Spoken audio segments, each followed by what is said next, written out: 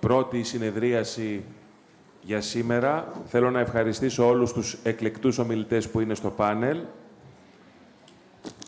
Συζητάμε ένα θέμα που απασχολεί πάρα πολύ την Ευρωπαϊκή Ένωση, τις χώρες μας, τις περιφέρειες της πόλης μας και είναι το μεταναστευτικό και προσφυγικό και ταλαιπωρεί διπλά την Ένωσή μας και όλους μας, αφενός καθεαυτός φαινόμενο που αποτελεί διαχείριση, αφετέρου ως Ευρωπαϊκή Ένωση που δεν έχει μπορέσει ακόμα να βρει έναν κοινό και ενιαίο βηματισμό, κάτι που θα έπρεπε ήδη να έχει γίνει, καθώς η μεταναστευτική και προσφυγική πραγματικότητα είναι μια πιεστική πραγματικότητα που δεν μπορεί να περιμένει. Στο πάνελ βρίσκονται, και σας συστήνω από αριστερά, ο Υπουργός Προστασίας του Πολίτη της ελληνικής κυβέρνησης, ο κύριος Παναγιώτης Θεοδωρικάκος. Ακριβώς αριστερά μου, δεξιά από εσάς, γνωρίζετε όλοι πολύ καλά, είναι ο πρόεδρός μας, ο πρόεδρος της Επιτροπής των Περιφερειών της Ευρωπαϊκής Ένωσης και Περιφερειάρχης Κεντρικής Ελλάδας. Κύριε Πρόεδρε, ευχαριστούμε πάρα πολύ. Συγγνώμη, Μακεδονίας, συγγνώμη. Μεγάλωσα λίγο την περιφέρειά σας, κύριε Περιφερειάρχη. Η Υφυπουργός Μετανάστευσης, η κυρία Σοφία Βούλτεψη και ο πρόεδρος της CIVEX, ο κύριος Μάρκ Σπάιχ. Ευχαριστούμε όλους πολύ για τη συμμετοχή. Πρέπει να σας πω ότι όταν ξεκινήσαμε να σχεδιάζουμε αυτό το συνέδριο, πριν από ένα περίπου χρόνο, είχαμε στο μυαλό μας ότι είναι πολύ πιθανό αυτό το διάστημα η Ελλάδα να δέχεται μεταναστευτικές πιέσεις από το Αφγανιστάν. Η πραγματικότητα ήρθε να μας επιβεβαιώσει και ταυτόχρονα να μας διαψεύσει με έναν πολύ ειρωνικό τρόπο. Πράγματι, υφίστανται πιέσεις, όχι όμως από το Αφγανιστάν, αλλά από έναν άλλον πόλεμο που στο μεταξύ έχει ξεσπάσει, από την εισβολή της Ρωσίας στην Ουκρανία. Και πιέσεις δέχεται και η Ελλάδα, σε μικρότερο βαθμό, δέχεται κυρίως όμως η Πολωνία και άλλες χώρες της Ευρωπαϊκής Ένωσης.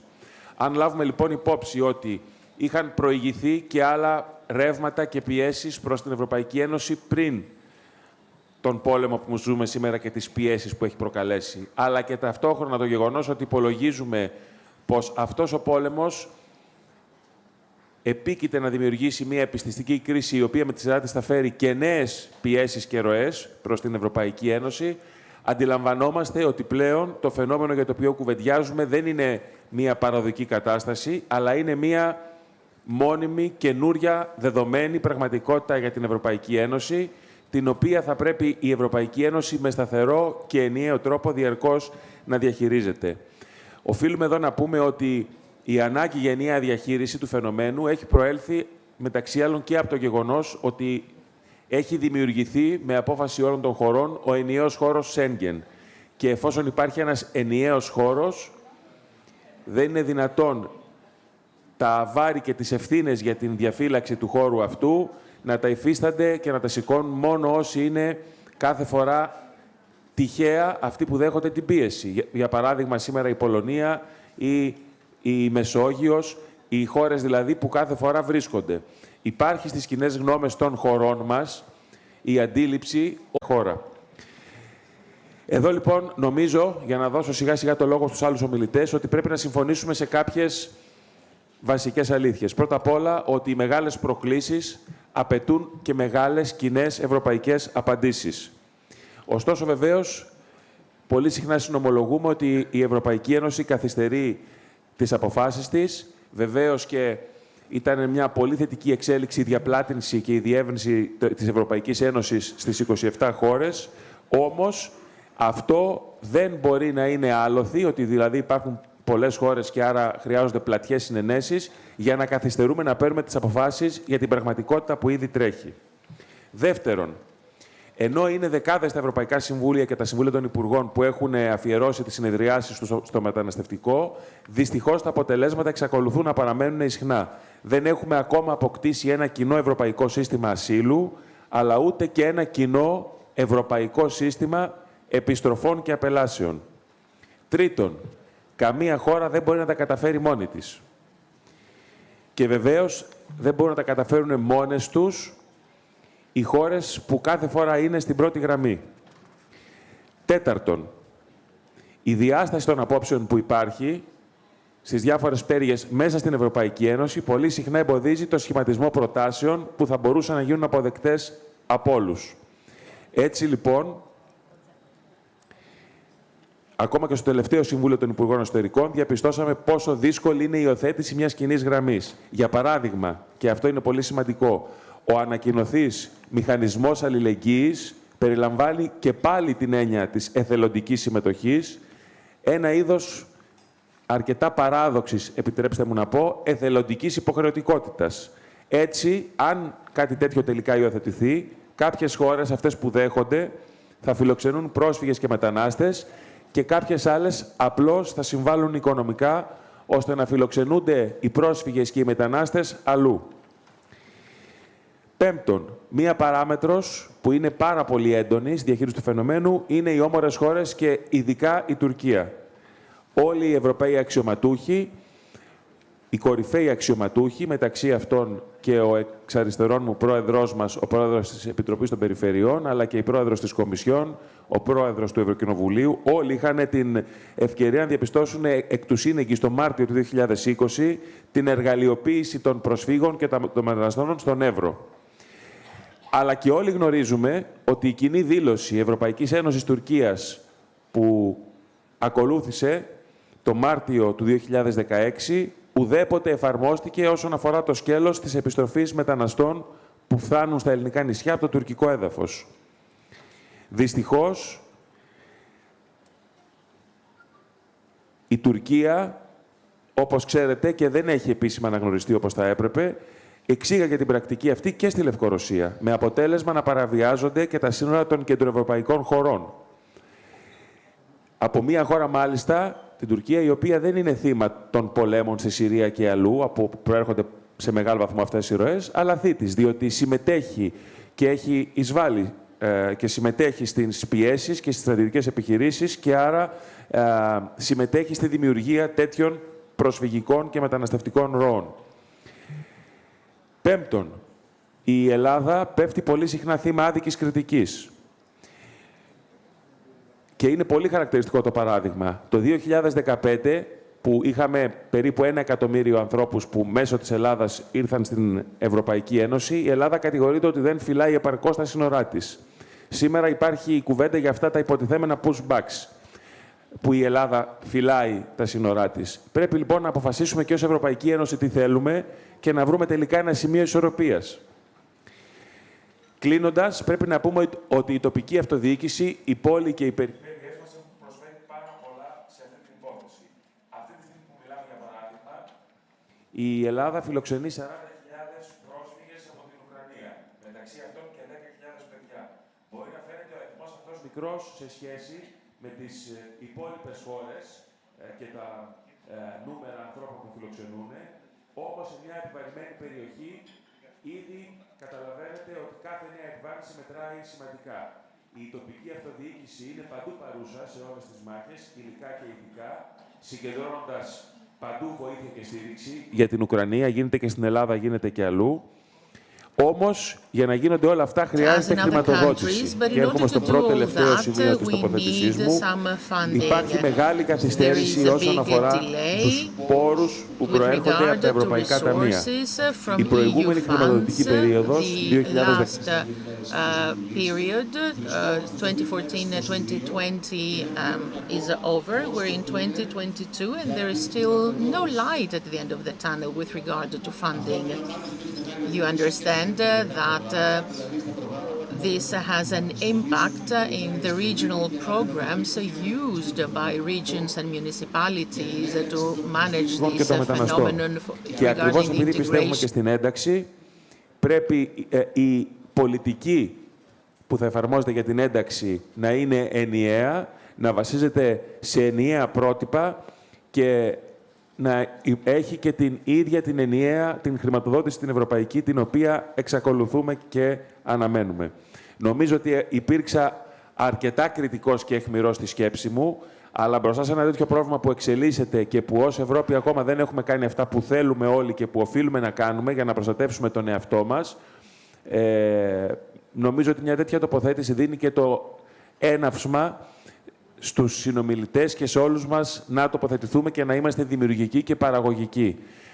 Προσελκύουμε μετανάστες και πρόσφυγες ως Ευρωπαϊκή Ένωση ακριβώς λόγω του ευρωπαϊκού τρόπου ζωής, της δημοκρατίας, της ευημερίας, της ασφάλειας, της εγγύησης των αγαθών, αλλά αυτά τα αγαθά ταυτόχρονα πρέπει να είμαστε σε θέση να τα προστατεύουμε και να διαφυλάττουμε ακριβώς για να μπορούμε να παραμένουμε η Ευρωπαϊκή Ένωση με αυτές τις αρχές, τις αξίες και την ελκυστικότητα για όλο τον υπόλοιπο κόσμο. Χωρίς λοιπόν άλλη καθυστέρηση και αφού σας ευχαριστήσω που με ακούσατε με πολύ προσοχή, θα δώσω το λόγο, αλλάζοντας λίγο τη σειρά της ατζέντας, πρώτα απ' όλα στον Υπουργό Προστασίας του Πολίτη, στον κύριο Τάκη Θεοδωρικάκο, που μας κάνει την τιμή να είναι κοντά μας και ο οποίος έχει μια υποχρέωση και θα πρέπει σε λίγο να αποχωρήσει. Κύριε Υπουργέ, ο λόγος σε εσάς. Κύριε Δήμαρχε, ευχαριστώ πάρα πολύ.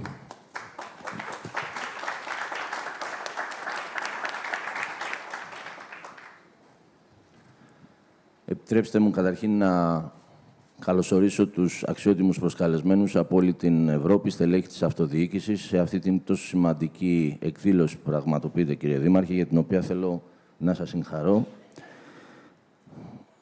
Κυρία Υφυπουργέ, αγαπημένοι φίλοι Σοφία, κύριε Πρόεδρε της Επιτροπής των Περιφερειών, φίλε Απόστολε Τζιτζικώστα, Περιφερειάρχη της Κεντρικής Μακεδονίας, κυρίες και κύριοι προσκεκλημένοι, είμαστε όλοι μέλη της ευρωπαϊκής οικογένειας, της Ευρώπης των δημοκρατικών και πανανθρώπινων αξιών, της πολυεθνικής Ευρωπαϊκής Ένωσης, η οποία επί χρόνια φιλοξενεί στους κόλπους της εκατομμύρια μετανάστες, ανθρώπους οι οποίοι έχουν έρθει στη δική μας Ήπειρο από μακριά συνήθως, αναζητώντας ένα καλύτερο αύριο. Εκατομμύρια πρόσφυγες από περιοχές που βίωσαν ή βιώνουν πολέμους και καταστροφές.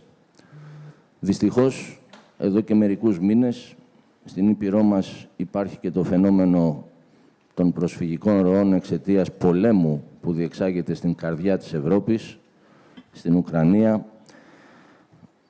συνεπία της παράνομης, απάνθρωπης, παράλογης εισβολής της Ρωσίας στην Ουκρανία. Στην Ελλάδα φιλοξενούνται ήδη 44.000 Ουκρανοί πολίτες, οι οποίοι έχουν έρθει ξεριζωμένοι από τα σπίτια τους λόγω του πολέμου. Ασφαλώς, τις δεκαετίες που πέρασαν, η Ευρώπη έχει δείξει το ανθρώπινο πρόσωπό της σε όλο τον πλανήτη.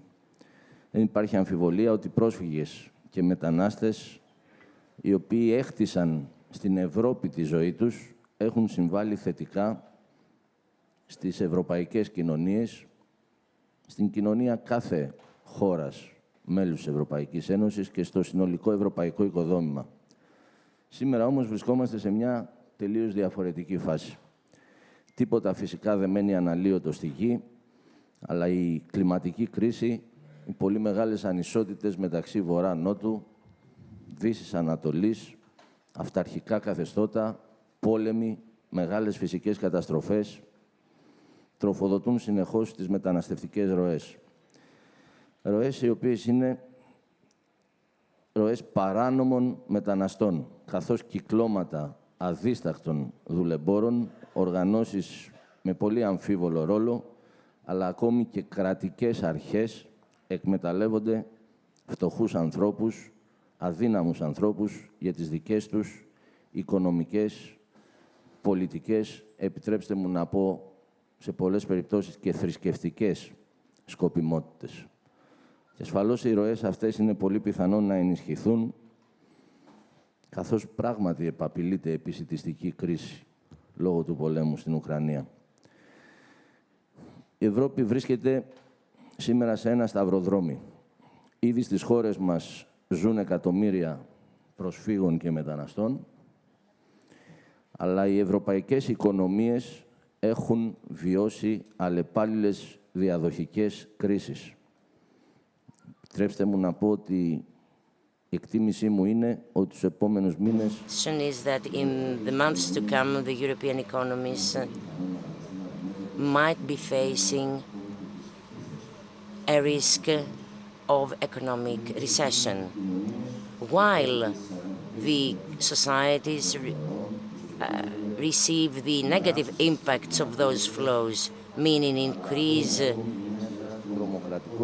of terrorist acts and crimes hate crimes in our countries. While in Europe, the birth rate drops and all those factors need not be underestimated, which is the case for people that wish to be politically correct or for people who refuse to face the reality. However, unless you accept reality, you can't put forward sustainable solutions. We need to understand that there's a human trafficking flow. There are countries trying to export their crises to resolve in this way their financial problems. And of course, justifiably, European peoples are quite suspicious. Nobody can be using people to win a political battle. Solidarity in Europe dictates that all of us be on the side of the correct solution. Responsibly, I would like to declare that Greece, particularly in the area of Evros, the border with Turkey, Evros is a river over 180 kilometers, so there the pressure on Greece, the pressure actually on Europe exists, and it is an ongoing one. Every day, 1,000 approximately illegal migrants try to cross the Turkish-Greek border and, of course, on their way to Europe. And they are supported by legal networks. The Greek police forces are there. They are responsible for safeguarding our borders. They cooperate on a daily basis with Frontex, a very important European organization, and with all other Greek forces. They are there to supervise, to intervene, to protect our frontiers, the Greek frontiers, the EU frontiers.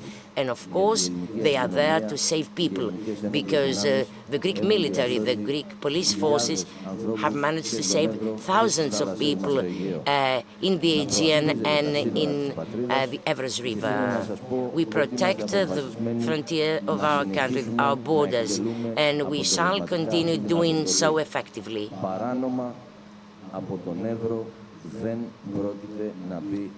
We won't let any person getting in Europe and in Greece illegally. This is what it is dictated by the international law and by all principles in place. We do not. We protect human lives while protecting our borders, and this must be recognized by all people inside Greece and in Europe. I honestly believe that Europe must thank Greece for keeping this attitude, and I believe that as of February 2020, via Frontex, Europe has been supporting this Greek effort. Unless we've done so, Europe and Greece would have received tens of thousands of illegal migrants with different impacts on our societies. So for this reason we need to reject the propaganda against those who protect, who safeguard the frontier.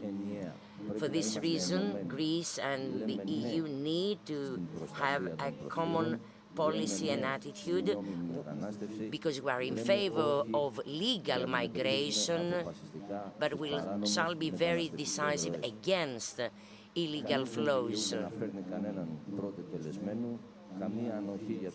We won't tolerate modern traffickers. We won't tolerate all of those exploiting human beings. No country can solve this problem alone. Greece is friendly towards migrants and refugees. However, we'll be very strict against all traffickers. We need to get in contact with the countries of origin of migrants to help them return if they wish.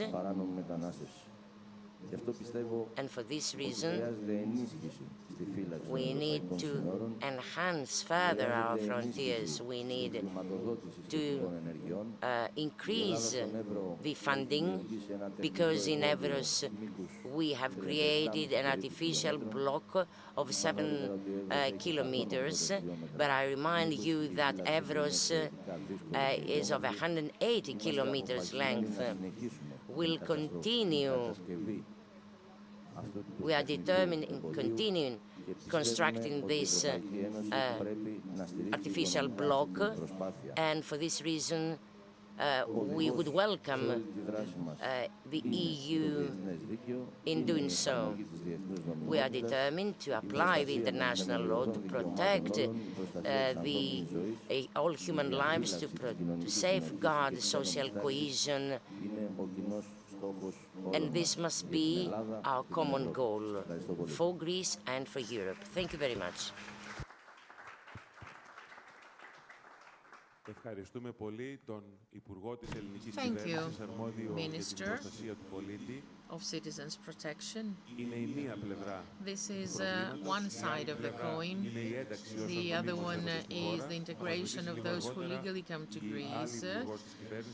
Now we're going to hear from the Deputy Minister for Migration and Asylum, Ms. Sofia Voulitepsi. The Minister needs to go back to the Ministry. Let's say why. Unfortunately, it's off the mic. There is a ceremony because it is the anniversary of the assassination of a staff member of the police from a terrorist attack within the building of the Ministry of Citizens Protection, so the Minister has to attend. We will go on in order to listen to the Governor of Central Macedonian region and President of the Corps, Mr. Apostolos Tzitzikostas. Let me welcome all of you, dear colleagues, here in Alimos, in the Attica region in Athens, and in my beautiful country, Greece. It's a great honor and a privilege to be able to welcome all of you here today for this very, very interesting discussion, and I want to congratulate the mayor of Alimos, one of the most outstanding mayors in Greece today, Mr. Kondylis, and an outstanding member of the COR as well, for organizing this event today and opening the discussion on this very, very important and interesting to all of us topic. And of course, let me welcome the Assistant Minister for Migration, Ms. Voulitepsi, and of course our own Mark Spice, which I'm really happy to see you here, Mark, today. And you will allow me, of course, to switch in Greece. I hope you understand we need to help a little bit also the members of the press who are here. So, συναντιόμαστε, κυρίες και κύριοι, εκλεκτά μέλη της Επιτροπής των Περιφερειών της Ευρωπαϊκής Ένωσης, μετά από 4 μήνες από την έναρξη ενός 4 years from the beginning of this terrible war at the heart of Europe, we are meeting, having witnessed one of the biggest displacements of people ever. Numbers are amazing. 1/3 of the Ukrainians, 1/3 of the country have left their homes. Over 7 million people παραμένουν εκτοπισμένοι are still εκτός και displaced εντός της Ουκρανίας. outside, but also Με within περισσότερους από Ukraine, 5 with εκατομμύρια over 5 Ουκρανούς million να έχουν καταφύγει σήμερα Ukrainians στην Ευρώπη. to have found Από την refuge πρώτη in στιγμή αυτής Europe. της κρίσης, From the οι very first περιφέρειες και οι δήμοι της Ευρώπης time of που this βρίσκονται crisis, κοντά, regions ακριβώς and δίπλα, municipalities ακριβώς of πάνω, αν Europe θέλετε, στα that σύνορα are της Ευρώπης με την Ουκρανία, next to και βέβαια Ukrainian εμείς ως η borders, Ευρωπαϊκή Επιτροπή των Περιφερειών and βρισκόμαστε από την πρώτη στιγμή στην ourselves, πρώτη γραμμή. the core, are there Είχα at the την front ευκαιρία line να from the επισκεφτώ very πριν από first moment. μερικούς μήνες A few months ago, δήμους I και had the περιφέρειες opportunity to visit βρίσκονται στα σύνορα regions της Ευρώπης. and municipalities Και είδα at the πώς borders of χάρη Europe, and I στην saw τεράστια προσπάθεια των that δημάρχων αυτών και thanks των to the περιφερειακών great και των effort τοπικών αρχών of ευρύτερα, these governors of regions καταφέραμε να and ανταποκριθούμε σε αυτή την mayors τεράστια and local ανθρωπιστική κρίση. authorities, we were able to Είναι ένα tackle δράμα. this Είναι μια huge human τραγωδία. crisis. It's a Και αν δεν tragedy, it's ήταν a οι δήμαρχοι και οι drama. περιφερειάρχες And στην πρώτη without the γραμμή mayors and χώρες της governors Ευρώπης of που the συνορεύουν regions με at την the Ουκρανία, front line in να the neighboring ανταποκριθούν, countries with κάνοντας τη Ukraine, νύχτα μέρα, responding to the ανθρωπιστική κρίση crisis, θα είχε working day ξεφύγει or night, από then κάθε this humanitarian Και αυτό crisis πρέπει would να το have αναγνωρίσουμε. been out of control, and we need Εμείς, to acknowledge that. ως Ευρωπαϊκή Επιτροπή των Περιφερειών, Ourselves, αναλάβαμε as a ένα core, συντονιστικό ρόλο we από την πρώτη στιγμή, coordinated as of the very συγκεντρώνοντας first πληροφορίες time. We για το τι collected ανάγκες υπάρχουν information στις about περιοχές the αυτές needs in και these ταυτόχρονα areas. δίνοντας τη And δυνατότητα at σε the όλους same τους time, δήμους we και τις gave the περιφέρειες της Ευρώπης opportunity to να all συμβάλλουν regions and municipalities με in ανθρωπιστική Europe to βοήθεια contribute τους συναδέλφους μας with που έδιναν τη μάχη humanitarian αυτή καθημερινά. help to Και all βέβαια, our colleagues and friends ζητήσαμε από την who were Κομισιόν responding. από την We πρώτη also ώρα asked the να Commission απλοποιηθούν οι to διαδικασίες για simplify τη the χρηματοδότηση procedures, the αυτών των funding περιφερειών και των δήμων που έδιναν procedures τη μάχη. of these regions Σήμερα η and χρηματοδότηση municipalities that were από giving their battle.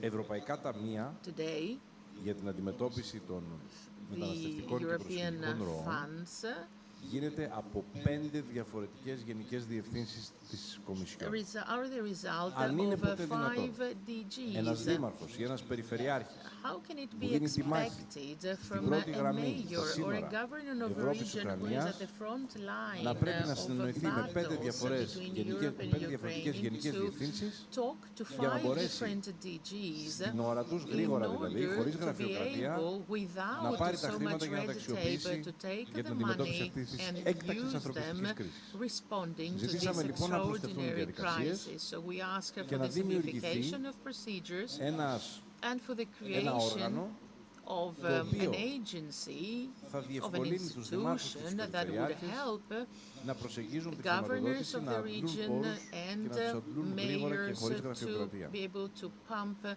very quickly Αναλάβαμε funds. επίσης μια άλλη σημαντική We μια also σημαντική undertook πρωτοβουλία another important να initiative, ενεργοποιήσουμε which δήμους και was to περιφέρειες της Ευρώπης activate μετά από regions συνεννόηση and που είχα municipalities of με τον Europe.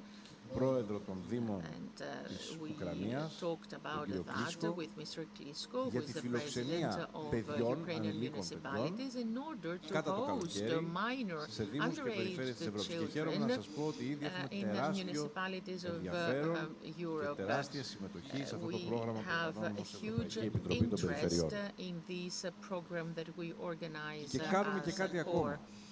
We also Μπορεί do να μην another είναι thing. σήμερα η ώρα, αλλά Maybe today it's not the προετοιμαζόμαστε. right time, but we are Δημιουργήσαμε μια preparing for συμμαχία it. We δήμων have και created περιφερειών an της Ευρώπης alliance between regions για να and αναλάβουμε municipalities in Europe, local ευθύνες authorities, την επόμενη in μέρα order to για την undertake ανοικοδόμηση της Ουκρανίας. responsibilities with Μάλιστα regards to σε the reconstruction την of διάσκεψη που είχαμε με τον Ukraine πρόεδρο Ζελένσκι, the next day. αλλά και σε We had a συνεννόηση με meeting τον πρόεδρο with του President Συμβουλίου Μισελ Zelensky, but και also της Κομισιόν Φοντερ Λάιν, the συμφωνήσαμε President ότι η of Ευρωπαϊκή the Επιτροπή European των Commission, Περιφερειών θα παίξει Mr. Leine, πρωταγωνιστικό ρόλο σε αυτήν την προσπάθεια, said that we will φέρνοντας play a lead τεχνογνωσία από role δήμους και in περιφέρειες της this Ευρώπης reconstruction with the σε know-how δήμους of της regions Ουκρανίας και of σε περιοχές Europe ευρύτερα οι οποίες έχουν towards καταστραφεί. municipalities and Με regions of μηχανικούς, Ukraine that were completely destroyed by bringing συγκοινωνιολόγους, με ανθρώπους που έχουν να κάνουν με communication and την transport καθημερινή ζωή σε μια experts, πόλη και πώς μπορεί να civil στηθεί από το engineers, μηδέν, in δυστυχώς σε order πολλές to περιπτώσεις, start from Μια πόλη, μια scratch, περιοχή. building a whole city. Αυτή, κυρίες και κύριοι, είναι η Ευρωπαϊκή Αλληλεγγύη. This is European Και τη solidarity, βλέπουμε ladies and gentlemen.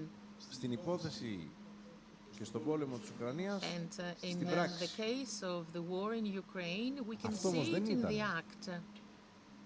Η πραγματικότητά μας. But this was not our 2015. reality in Και το 2015 and Στην in προηγούμενη μεταναστευτική κρίση. 2016, in the previous, that Όταν η is, Ελλάδα, αλλά και άλλες χώρες, η migration Ιταλία, η crisis, Βουλγαρία, η when Μάλτα, Greece, είχαν Malta, αφαιθεί Italy κυριολεκτικά were μόνες τους. left Η on Ευρώπη their own. ήταν απούσα. Europe was absent. Και πρέπει να αναγνωρίζουμε τα And we λάθη should μας acknowledge our για να mistakes διορθωνόμαστε. in order to correct them.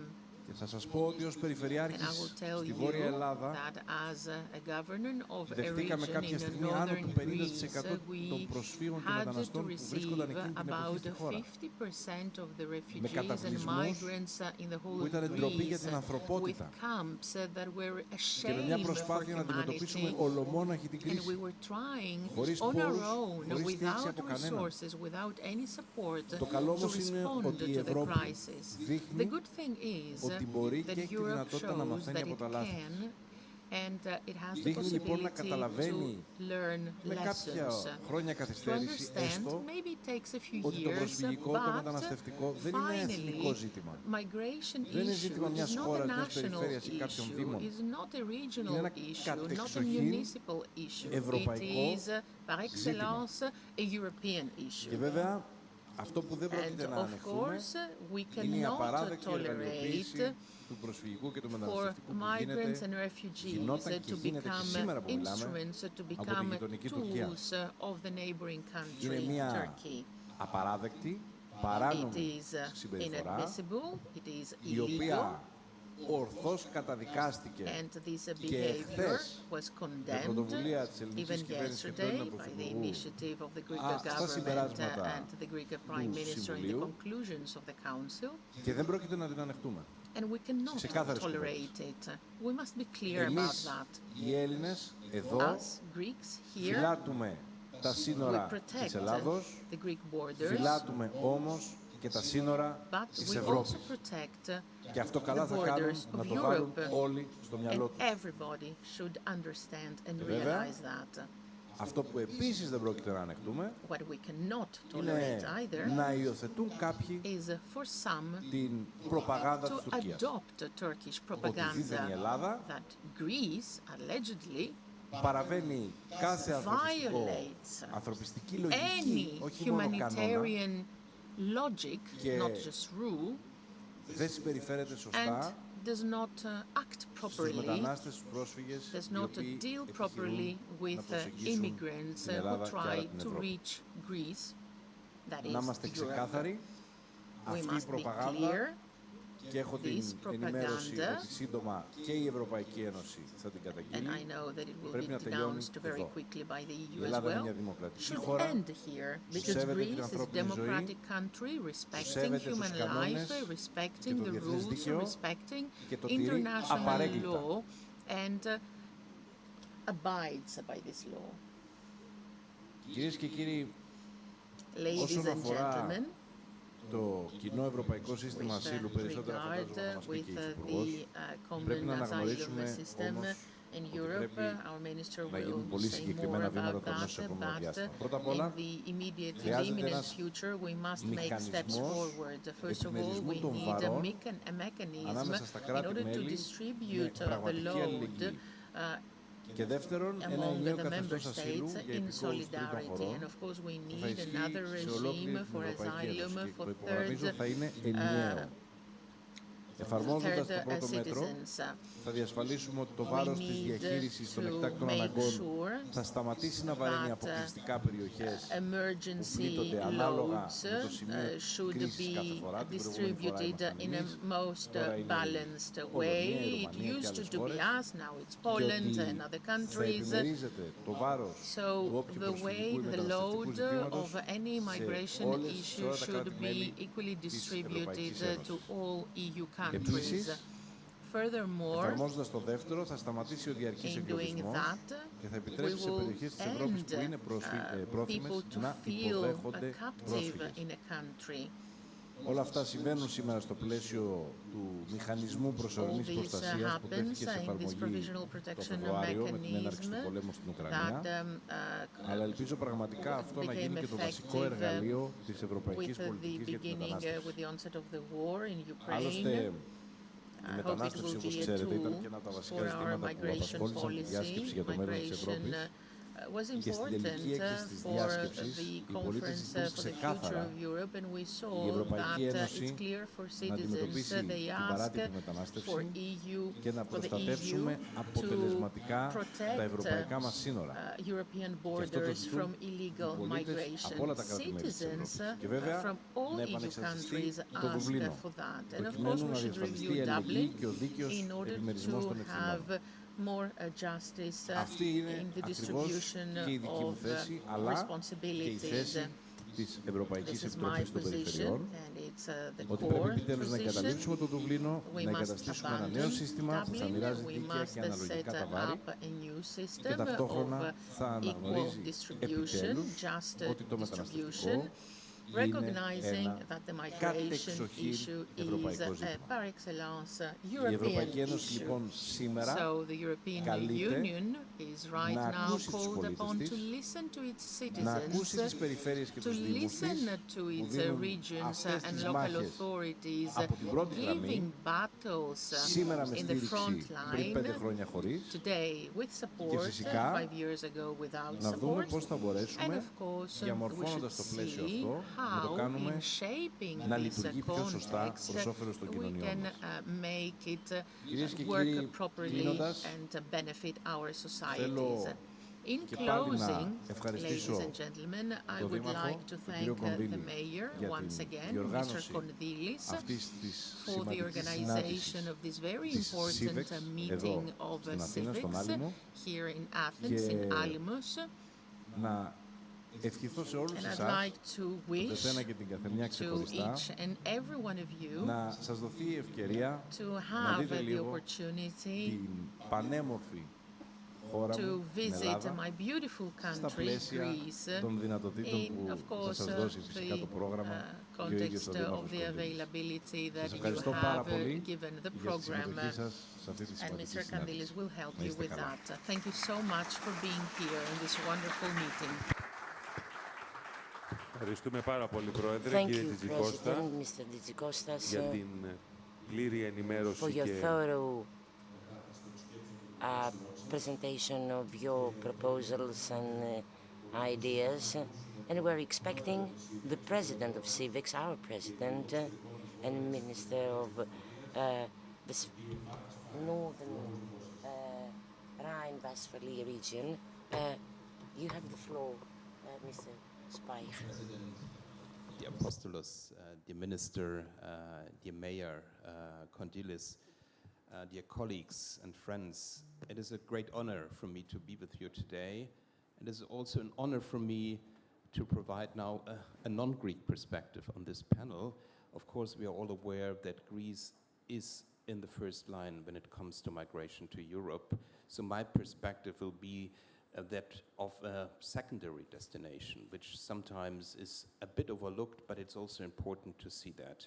But before I start, I really would like to thank once more Mayor Kondylis for his wonderful hospitality. I think all who have enjoyed last evening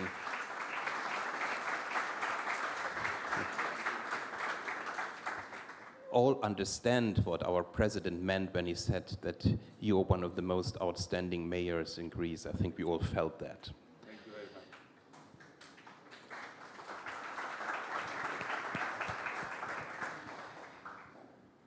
So coming now to the issue of today's panel and conference, you all know that Germany also plays an important role in EU migration law and policy.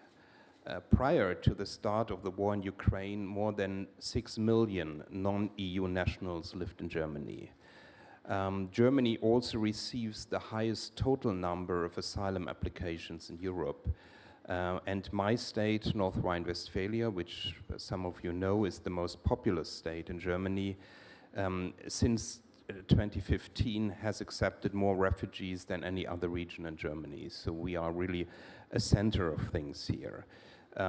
As of today, more than 4 million people in our region have roots in other countries, have a migration background. So that's quite a substantial number. But we are proud of this diversity, and we take active measures to support inclusion and integration for everyone. In the past 2 years, Germany has also relocated a number of refugees who arrived in Greece, and we have always signaled that we are prepared to take more. I think it is very important what you've said, Mr. President. Well, it's a Greek border, but it's also a European border. And it's a Greek challenge, but most of all, it's a European challenge. And I think we have to stand by your side. We can't leave you alone with that challenge. It's a European challenge, and we have to stand at your side. And I just want to make clear that we are prepared to do that. And I think that's at least my hope most European regions should do. At the last meeting of the Justice and Home Affairs Council, Germany announced it would take part in the planned voluntary solidarity mechanism, which is intended to alleviate the burden on the member states in the Mediterranean region. And my federal state will also be welcoming refugees under this mechanism. Of course, and that has already been mentioned, the Russian war of aggression in Ukraine now brings new challenges, so it adds new challenges to the challenges we already have. As the new wave of refugees arrives in Europe, we feel reminiscent of the events in 2015. So more than 600,000 people fleeing Russian bombs and tanks have so far registered for protection in Germany, most of them women and children. And of course, I know, seeing our friend Olgierd here, Poland has taken much more, but we are also here prepared to take our fair share. For my region, that means right at the moment 175,000 refugees. It peaked at more than 200,000, so some of them have left again back to Western Ukraine, but still 175,000 are in our region. And the number, it's not clear whether this number will be growing further. This crisis poses new challenges to our welfare system and also to local and regional administrations. It also represents an opportunity, at least we see it as such. Even in such extreme situations, it remains the humanitarian obligation of federal and regional governments to provide protection to refugees while consistently applying the law. We now have an opportunity to make decisive progress towards a uniform EU-wide migration policy. Laws, not ad hoc solutions, will ensure sustainable and reliable asylum and migration policies. We need to establish a well-functioning European asylum and migration system while maintaining control of external borders and strengthening cooperation with neighboring third countries. However, for this system to succeed, it must take into account the local and regional dimension. This has been repeatedly requested by members of the Committee of the Regions because successful crisis management starts at local and regional levels. Coordination of migration policies with local and regional authorities is therefore essential. We also know that the legitimate expectations of our citizens include orderly and legal migration, reliable law enforcement, and effective human rights compliant mechanisms for granting international protection to refugees and those in need. Local and regional authorities provide housing, healthcare, education, social services, and much more, both to the local communities as well as to the newly arrived beneficiaries of international protection.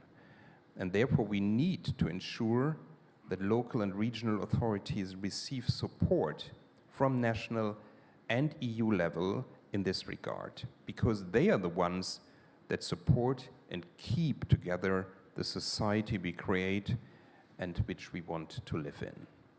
It is therefore, from my perspective, essential as already decided in my region, that funds provided by the member state should be made available to the municipalities in a non-bureaucratic and complete manner. This is the only way for them to perform their very challenging obligations.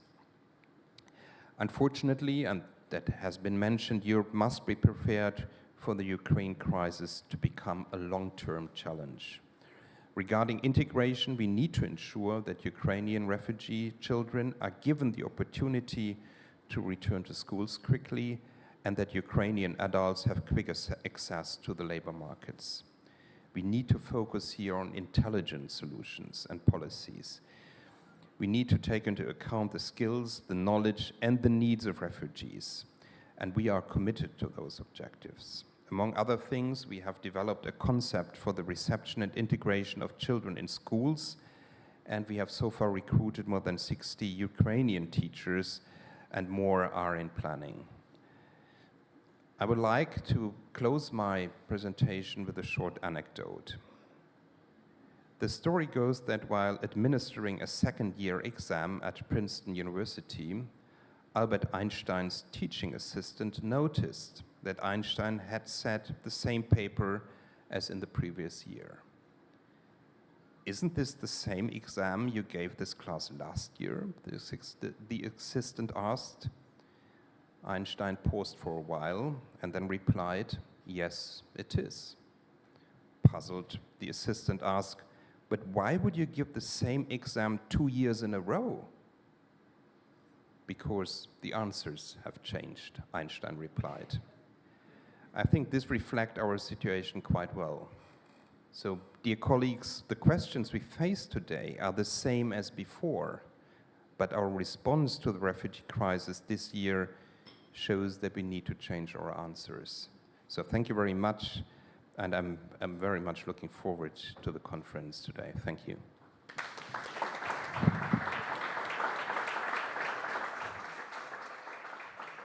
Ευχαριστούμε πάρα πολύ τον κύριο Πρόεδρο. Ιδιαίτερα ενδιαφέρουσα αυτή η ιστορία. Θα τη χρησιμοποιώ και εγώ, πρέπει να σας πω, και ελπίζω να δίνουμε πολλές επιτυχημένες εξετάσεις ως Ευρωπαίοι Αυτοδιοικητικοί και ως Ευρωπαϊκή Ένωση. Πριν περάσουμε στην κυρία του πάνελ, πρέπει να σας πω ότι είχε επιβεβαιώσει τη συμμετοχή του ο Αντιπρόεδρος της Κομισιόν, ο κύριος Μαργαρίτης Χινάς, όμως αντιλαμβάνεστε ότι έπρεπε να βρίσκεται στις Βρυξέλλες αυτές τις ημέρες, χθες και σήμερα, γι' αυτό και μας έστειλε ένα μήνυμα μέσω βίντεο, το οποίο παρακαλώ πολύ να το προβάλλουμε τώρα για να το δούμε, να ακούσουμε τι έχει να μας πει ο κύριος Αντιπρόεδρος και θα κλείσουμε το πρώτο πάνελ αυτό με την πολύ ενδιαφέρουσα τοποθέτηση της κυρίας Υπουργού, η οποία είναι αρμόδια για την ένταξη και σίγουρα έχει πολλά ουσιαστικά πράγματα να μας πει. Παρακαλώ να προβάλλουμε το βίντεο με τον κύριο Αντιπρόεδρο.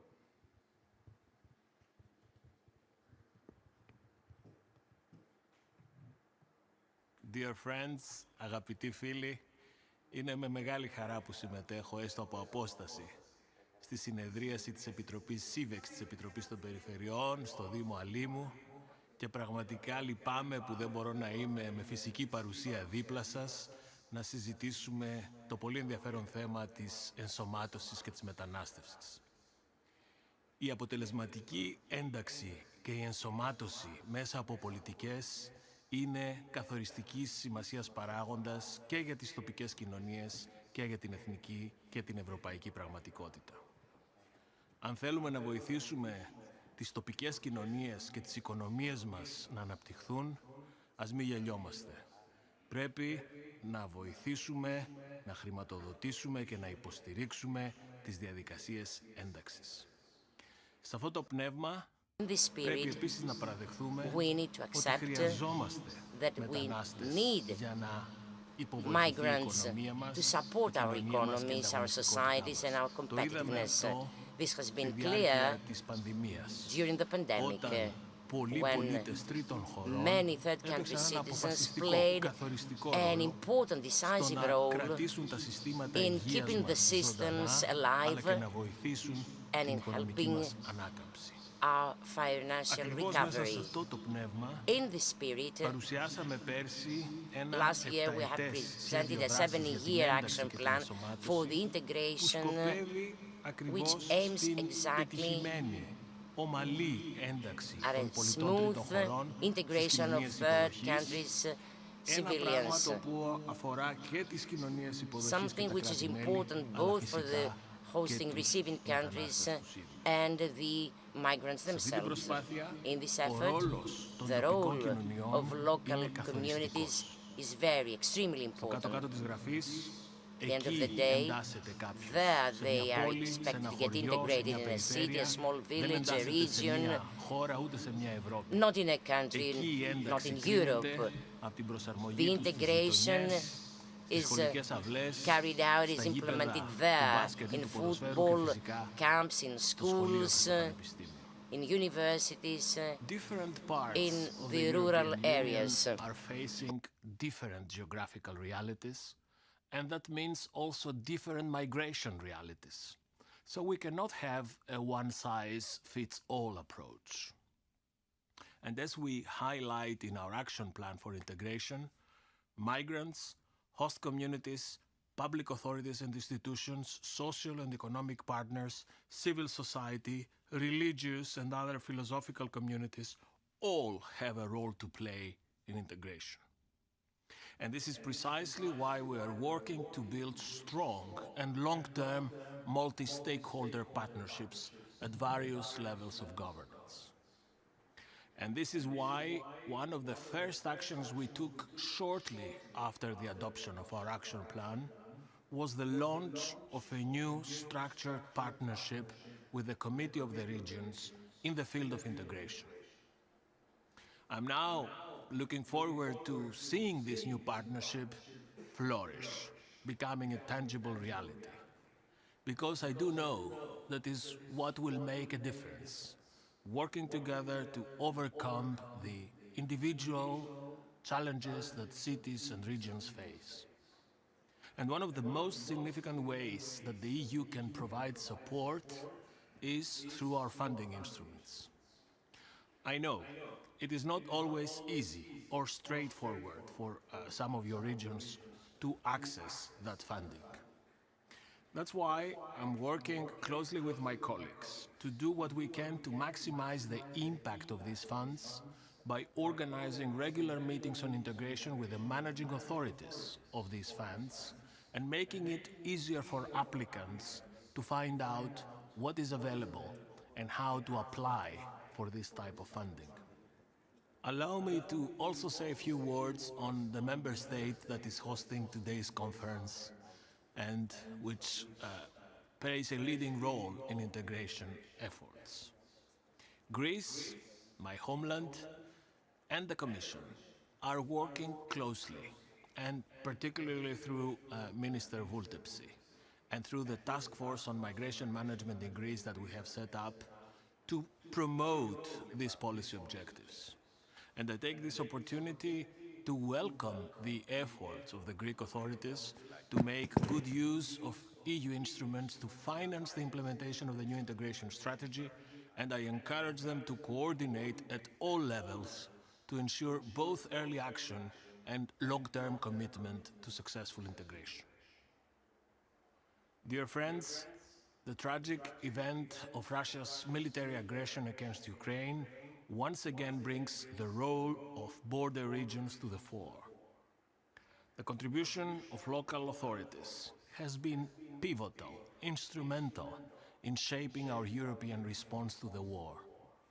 You are the ones that have been at the front line, receiving refugees, providing them with information and support, and hosting them.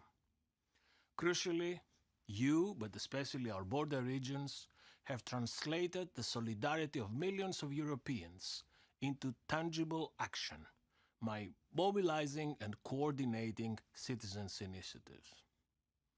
From Alimos to Medica, we must acknowledge the extraordinary and hospital welcome provided by Europe's cities and regions. The Committee of the Regions Help Ukraine Info Support Hub, matching needs and offers of support between local communities, represents an excellent example of what I can call European solidarity in action. And our recent experience serves to undermine the fact that our migration policy debate cannot be Brussels-centric. In order to design a truly European, enforceable, implementable, and effective migration policy, we must draw on all the tools at our disposal across levels. I have said it many times, and this is an excellent opportunity to repeat it in front of Europe's elected representatives in our regions.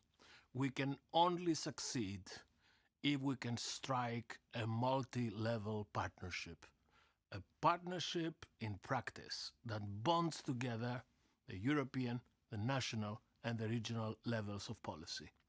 I wish you a fruitful day of discussions. Σας ευχαριστώ.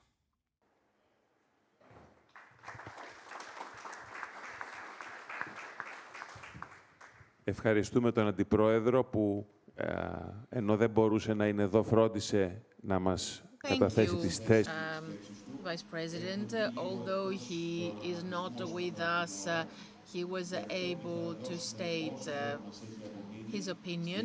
And I know that we are delayed a bit, but we have to give the time to the Deputy Minister for Migration and Asylum. She will talk to us about integration. We heard our Minister about the protection of our borders, and now Ms. Vultepsi will tell us how Greece integrates immigrants and refugees that are legal in the country. Thank you very much, Mayor, President, dear friends. I'm so happy to be amongst you. We're welcoming you here in Athens. Allow me to start since, I'm a journalist. So I will start with two stories that are quite hard. About 10 days ago, a 19-year-old girl from Afghanistan came from our borders in Evros, northern Greece, and in some way managed to go to Thessaloniki. She had suffered a lot. She was exhausted. She was she was in despair, and she found another Afghan fellow citizen, and he promised to her that he would help her with the accommodation and work. She followed him. She was desperate, and she followed him in Thessaloniki, in the upper city, at an underground apartment. He raped her, then he locked her in the apartment and left. The girl had her mobile phone. She started looking for help. She found, and this is a great success, that this is a hotline that people know. She found the hotline of the Special Secretariat for Underage Children. She's not an underage person, but she calls us, and then we call immediately to the police department and the organized and anti-trafficking department of Thessaloniki. They did great job, and this is a way into Greece. It is an entry point, even for traffickers. So the police, and with the help of a passing-by citizen who saw outside these apartment chains and heard the cries of the girl, because the girl did not know where she was, so they were able to detect the right address, and in 20 minutes the victim was saved, and now she's safe. And organized crime and anti-trafficking police departments of Thessaloniki are trying to find the perpetrator, who of course disappeared, and see whether this is another organized crime for immigrants and refugees. Another story with Ukraine. A month ago, a 15-year-old Ukrainian girl was in Sitia of Crete with an aunt, the partner of the aunt, and the 5-year-old brother called the embassy of Ukraine and said that the partner of the aunt was treating her badly, mostly her 5-year-old brother. The girl had managed to get out of the home when the partner of the aunt was beating the child, telling the child that I will make a man out of you. And it was very intelligent of that girl to have copied the phone of the Ukrainian embassy from her aunt's agenda. The embassy called us, and again, with the police of Crete, policemen went to that place. They found and saved 2 orphans that had reached Greece, having documents from the Ukrainian authorities that the aunt was the guardian. Of course, they took away the guardianship, and the perpetrators were arrested in another city, in Heraklion over Crete. I believe, dear friends, that these 2 stories are very characteristic, and they prove that a country, in this case Greece, has the obligation to offer protection to vulnerable people and to make available mechanism for detection and protection. And it proves, first and foremost, so I come back to what the mayor and the governor of the region said, that humanitarianism doesn't mean to have open borders or to call people and try to help them out of interest.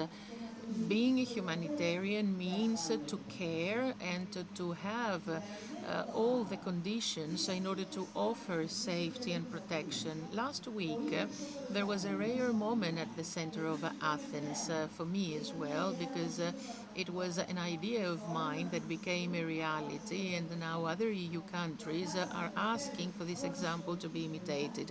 We celebrated the first year of informal education alongside with typical education based on the Memorandum of Understanding signed with UNICEF.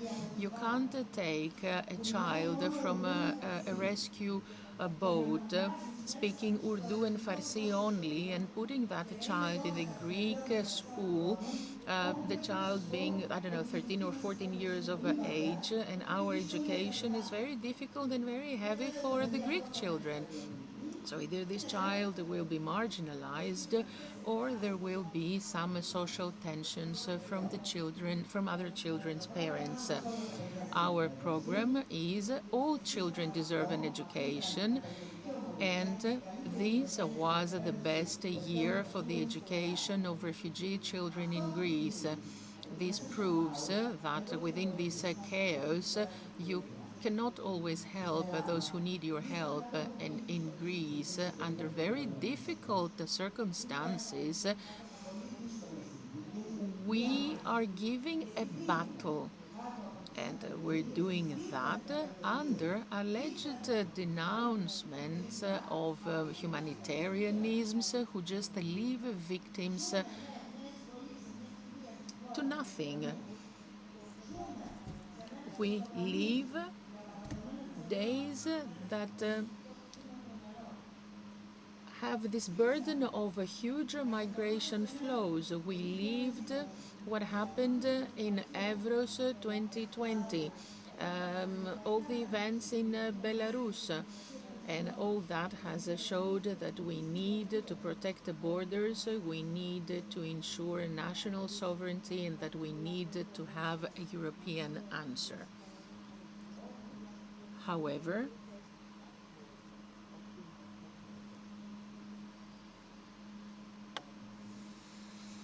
good. The sound is much better now, thank you. We needed to say that for me, and I'd like to thank the mayor of Alimos, We need to be able to communicate, to be on the same page, all of us together. The mayor also said it. When the borders were open, we were blamed by Europe that we do not protect our borders enough, and now that we protect them, we are blamed again for protecting them too much. Greece has been against the wall as nobody else before, due to Turkey, due to migrants becoming tools, due to the financial recession and due to the pandemic, has in vigilance all the forces, health, police, port authorities, everybody. Plus, our country is just exiting a 10-year crisis, financial crisis. But everything is the result of political will. We need to find the golden middle between protecting borders and protecting human rights. When I undertook my office, after so many years of humanitarianism and after so many millions of euros given by the European Union, extraordinary funds, I hadn't seen anybody being integrated. We had NGOs coming, we had money coming here and there, we have painting and singing for children and women, and that was it. There was no education process, no child was able to finish school, and as you know, all that creates ghetto and marginalization and radicalization situations, and this is our main problem. Evidently, in Greece, things have changed. Borders are protected, so now we have the possibility to go ahead for real integration, and this is the message conveyed by our Prime Minister, Mr. Mitsotakis. So protection of borders, creation of a special secretariat for the protection of underage children. On the other hand, this means that Greece can do both, and these two are not incompatible. Some people say that this cannot be. They only care about people coming into the country and not what happens to them after. For us, who make so much effort, and since so many countries ask of us our program of informal education, we are frustrated to be blamed all the time because people only care about bringing in more people and nothing else. It's as if they were accomplices and associates of the traffickers. Nobody cares about this 19-year-old girl who was raped and was a victim of the traffickers. Nobody cared if she didn't have the possibility to alert us. I would also like to say that European funds are channeled to asylum seekers. When a country provides international protection, then the country undertakes the cost. And according to Geneva Convention, this means a lot of allowances and benefits that our state gives to vulnerable citizens. It's logical. Greece respects all international treaties because respecting international treaties for Greece has an existential value. So after all this, I needed to create a new national strategy that would protect and observe human rights, but also creating jobs in some crucial sectors of the Greek economy that need working people. I guess this way we can increase the GDP of the country, benefiting refugees and handling a big problem for Greece. So we are dealing with a brain drain and with unemployment. Greeks that left their country during the financial crisis will now have the possibility to come back and find jobs in Greece. Another basic pillar is, of course, protection and safeguarding from any form of violence, and this is at the front line. You cannot protect, you cannot go further into education, etc., if first you don't have the safety and protection out of traffickers. We had a trafficking conference where we had policemen that were on the stage with actors playing traffickers and victims, and we staged a big exercise that took place. Another very important thing that we did here in Greece is after the creation of the General Secretariat for the Protection of the Underage Children, we had a big operation for detection of children living in doubtful conditions and being homeless. This is not being a humanitarian to just call them in Greece and then just leave them without caring. So now I denounce from this podium all the people who pretend to be humanitarians. And after the operation in Greece, we found 5,500 underage children who were all on their own in the jungle of Moria, a camp in the favela of Samos Island, and we saved them. We know now where all these children are. We found children, now over 300 children, in police stations.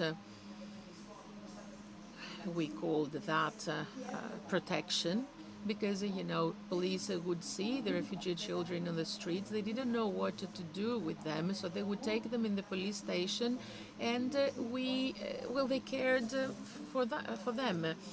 Of course, it's not the job of the police, and children cannot live at a police station. We also had more than 1,200 locations of underage children in other European countries. We were able to realize this program within the pandemic without planes, with closed airports.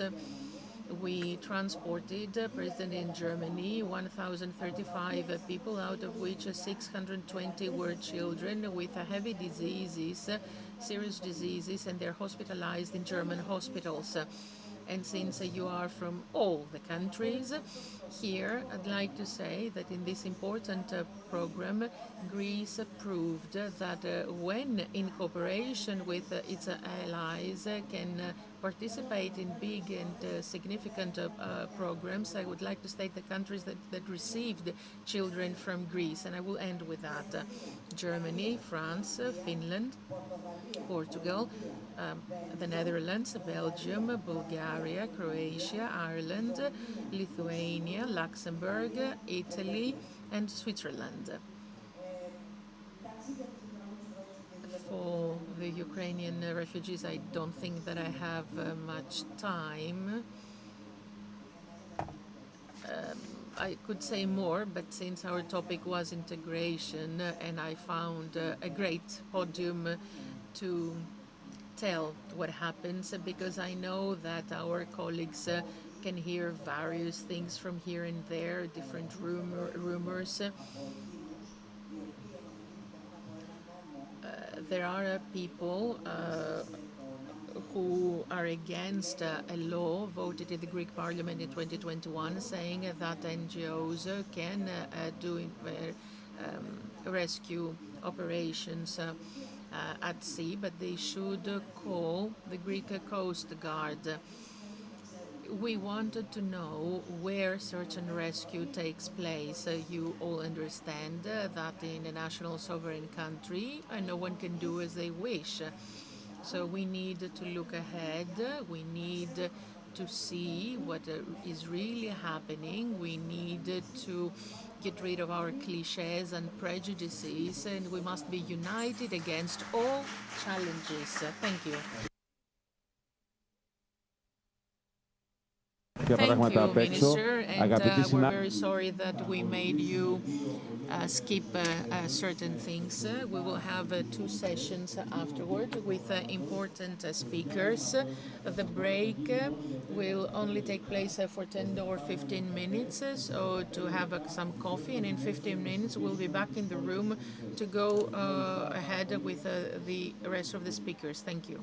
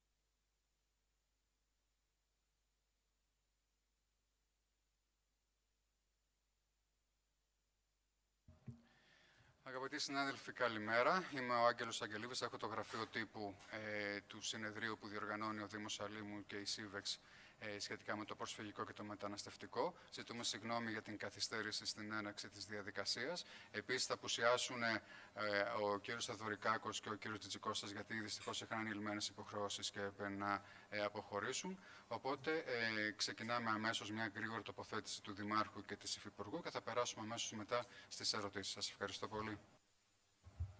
Ευχαριστώ πολύ. Ο κύριος Πρόεδρος της Επιτροπής των Περιφερειών, ο κύριος Τζιτζικώστας, έπρεπε να φύγει ήρθε από τις Βρυξέλλες για να συμμετάσχει στην σημερινή διαδικασία και φεύγει αμέσως. Είχαμε όμως την ευκαιρία να ακούσουμε και τον πρόεδρο Τζιτζικώστα και τον πρόεδρο της CIVEX και βεβαίως τον Υπουργό Προστασίας του Πολίτη και την Υπουργό που θα σας μιλήσει και να κουβεντιάσουμε ουσιαστικά για το μεταναστευτικό και προσφυγικό ζήτημα και να πούμε τα πράγματα με το όνομά τους.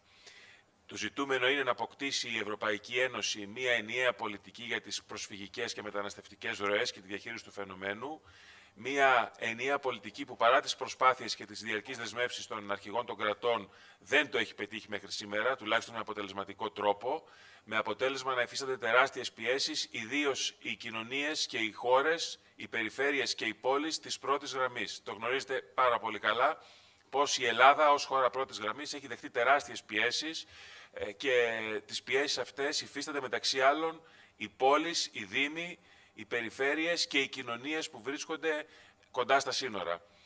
Ταυτόχρονα, εκτός από την ενιαία πολιτική, πρέπει η Ευρωπαϊκή Ένωση να αποφασίσει εν πολλοίς τι θέλει όσον αφορά τη φύλαξη των συνόρων. Διότι όταν παλιότερα έμπαινε κόσμος, μπαίναν ροές από τα σύνορα της χώρας το 2015, το 2016, ακούγαμε την κατηγορία ως χώρα ότι δεν φυλάμε τα σύνορά μας. Τώρα που φυλάμε τα σύνορά μας, ακούμε την κατηγορία, την συκοφαντία θα έλεγα ως χώρα, ότι δήθεν κάνουμε pushbacks. Λοιπόν, δεν γίνεται όταν δεν φυλάμε παρκώς τα σύνορα να κατηγορούμαστε και όταν φυλάμε τα σύνορα πάλι να κατηγορούμαστε. Πρέπει η Ευρωπαϊκή Ένωση λοιπόν να αποφασίσει τι θέλει να κάνουμε, γιατί τα σύνορα των χωρών όπως η Ελλάδα είναι και σύνορα της Ευρωπαϊκής Ένωσης και πάνω σε αυτή την γραμμή να κινηθούμε όλοι. Ταυτόχρονα πρέπει να υπάρξει ενιαία πολιτική για την ένταξη και την προσφύγων και μεταναστών και η ενιαία αυτή πολιτική να εφαρμοστεί με χρηματοδότηση της Ευρωπαϊκής Ένωσης και μάλιστα με χρηματοδότηση και προς τις πόλεις και τις περιφέρειες. Δεν είναι δυνατόν να ενταχθούν και να ενσωματωθούν στις κοινωνίες μας άνθρωποι που έρχονται από άλλες χώρες και από άλλους πολιτισμούς, χωρίς να υπάρχει ένα ενιαίο πρωτόκολλο και ενιαίες πρακτικές για την υποδοχή και την ενσωμάτωση των ανθρώπων αυτών και χωρίς αυτό το πρωτόκολλο να χρηματοδοτείται από την Ευρωπαϊκή Ένωση. Αυτά ήταν μερικά από τα ζητήματα που κουβεντιάσαμε. Ο Υπουργός Προστασίας του Πολίτη περιέγραψε τι ακριβώς κάνει η χώρα μας για να προστατεύσει τα σύνορά της, που είναι και σύνορα της Ευρωπαϊκής Ένωσης. Ο Πρόεδρος της Επιτροπής των Περιφέρειων, ο κ. Τζιτζικώστας, ανέφερε ότι το 2015-16 η Ελλάδα ήταν μόνη της. Σήμερα οι χώρες που δέχονται πιέσεις δεν είναι μόνες τους, αλλά και πάλι βεβαίως δεν υπάρχει ενιαία πολιτική. Και επίσης ο πρόεδρος της CIVEX, που είναι και Γερμανός Υπουργός Εξωτερικών, της Βόρειας Ρινανίας Βεσφαλίας, κρατηδίου δηλαδή, γερμανικού, ομοσπονδιακού κρατηδίου, ομόσπονδου κρατηδίου, ανέφερε το τι κάνει η δική του χώρα ως χώρα δεύτερης υποδοχής, ως χώρα δηλαδή που δέχεται ανθρώπους οι οποίοι έχουν περάσει από την κρίση του αν δικαιούνται καθεστώς πρόσφυγα και ως χώρα λοιπόν που δέχεται και εκείνη από τη δική τους οπτική και είναι πράγματι η Γερμανία από τις χώρες που έχουν δεχθεί κόσμο. Νομίζω ότι ήταν μια πολύ ουσιαστική κουβέντα, ακούστηκαν τα πράγματα με το όνομά τους και τα βάλαμε σωστή τους διάσταση. Οι εκπρόσωποι των 27 χωρών που συμμετέχουν άκουσαν με πάρα πολύ προσοχή, άλλοι έχουν τα ίδια ή παρόμοια προβλήματα ως χώρες πρώτης γραμμής, άλλοι είναι από τις χώρες που δεν έχουν ακόμα δεχθεί να πάρουν κόσμο και να μοιραστούν το βάρος αυτό και νομίζω ότι και αυτοί αντιλαμβάνονται πως όταν έχεις έναν ενιαίο χώρο Σέγγεν, πρέπει τον ενιαίο χώρο να τον φυλάνε όλοι ισότιμα και αναλαμβάνοντας όλοι μέρος ευθύνης. Δεν μπορούμε να δημιουργούμε έναν ενιαίο χώρο στον οποίο κάποιοι θα κάνουν τη δύσκολη δουλειά της διαχείρισης και της φύλαξης των συνόρων του χώρου και κάποιοι θα απολαμβάνουν απλώς τα προνόμια της φύλαξης αυτής που τους παρέχουν. Σταματάω εδώ για να δεχτούμε και ερωτήσεις.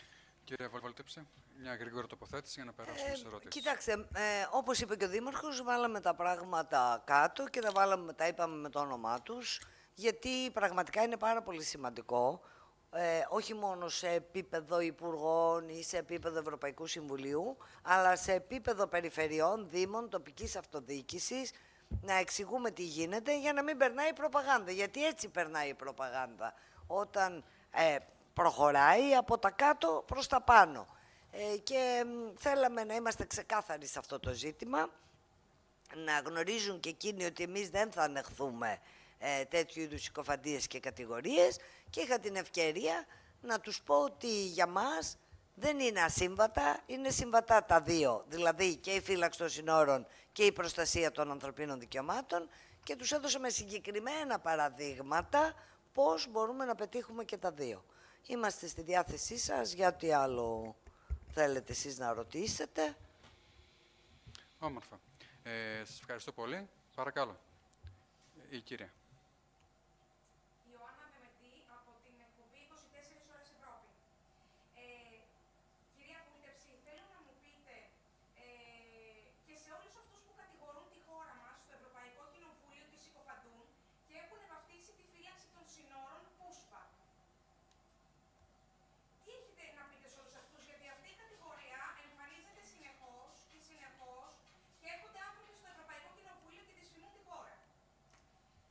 Αυτό το οποίο έχω να πω είναι ότι αυτοί οι οποίοι δυσφημούν τη χώρα πρέπει πρώτον να αποδείξουν και αυτά που λένε. Δεν υπάρχουν τέτοιες αποδείξεις, έχουν γίνει έρευνες, γνωρίζουν όλοι πάρα πολύ καλά τι συμβαίνει. Αυτό το οποίο κάνει η χώρα είναι το απόλυτο δικαίωμά της, να φυλάτει τα σύνορά της. Δεν κάνει pushbacks.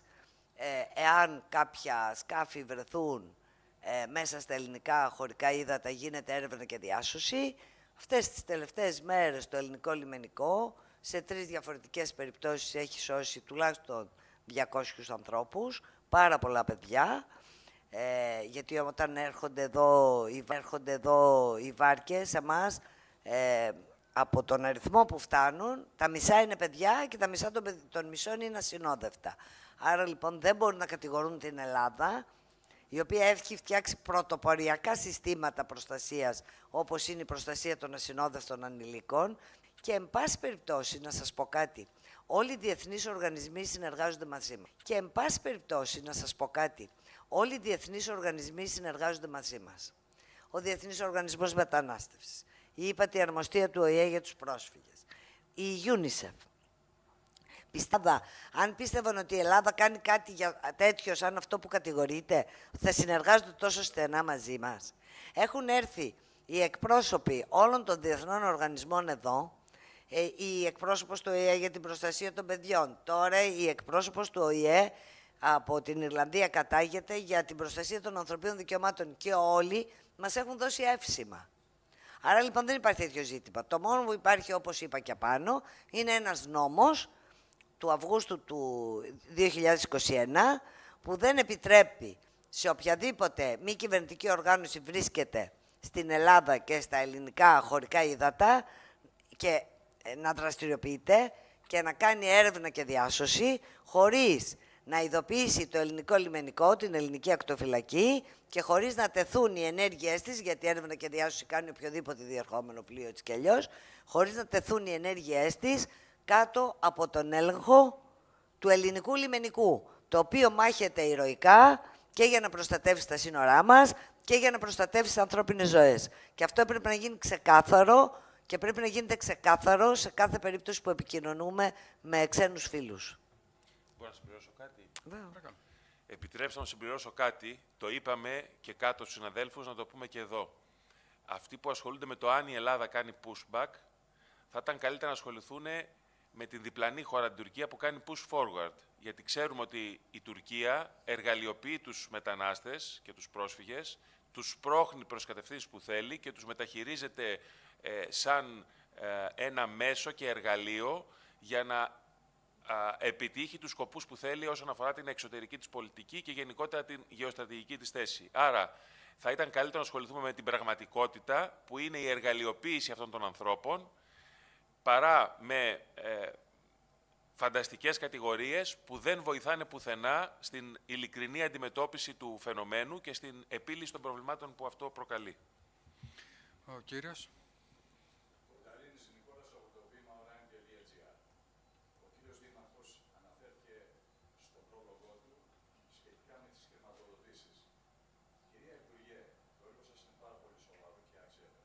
Μπορείτε να μας δώσετε κάποια μεγέθη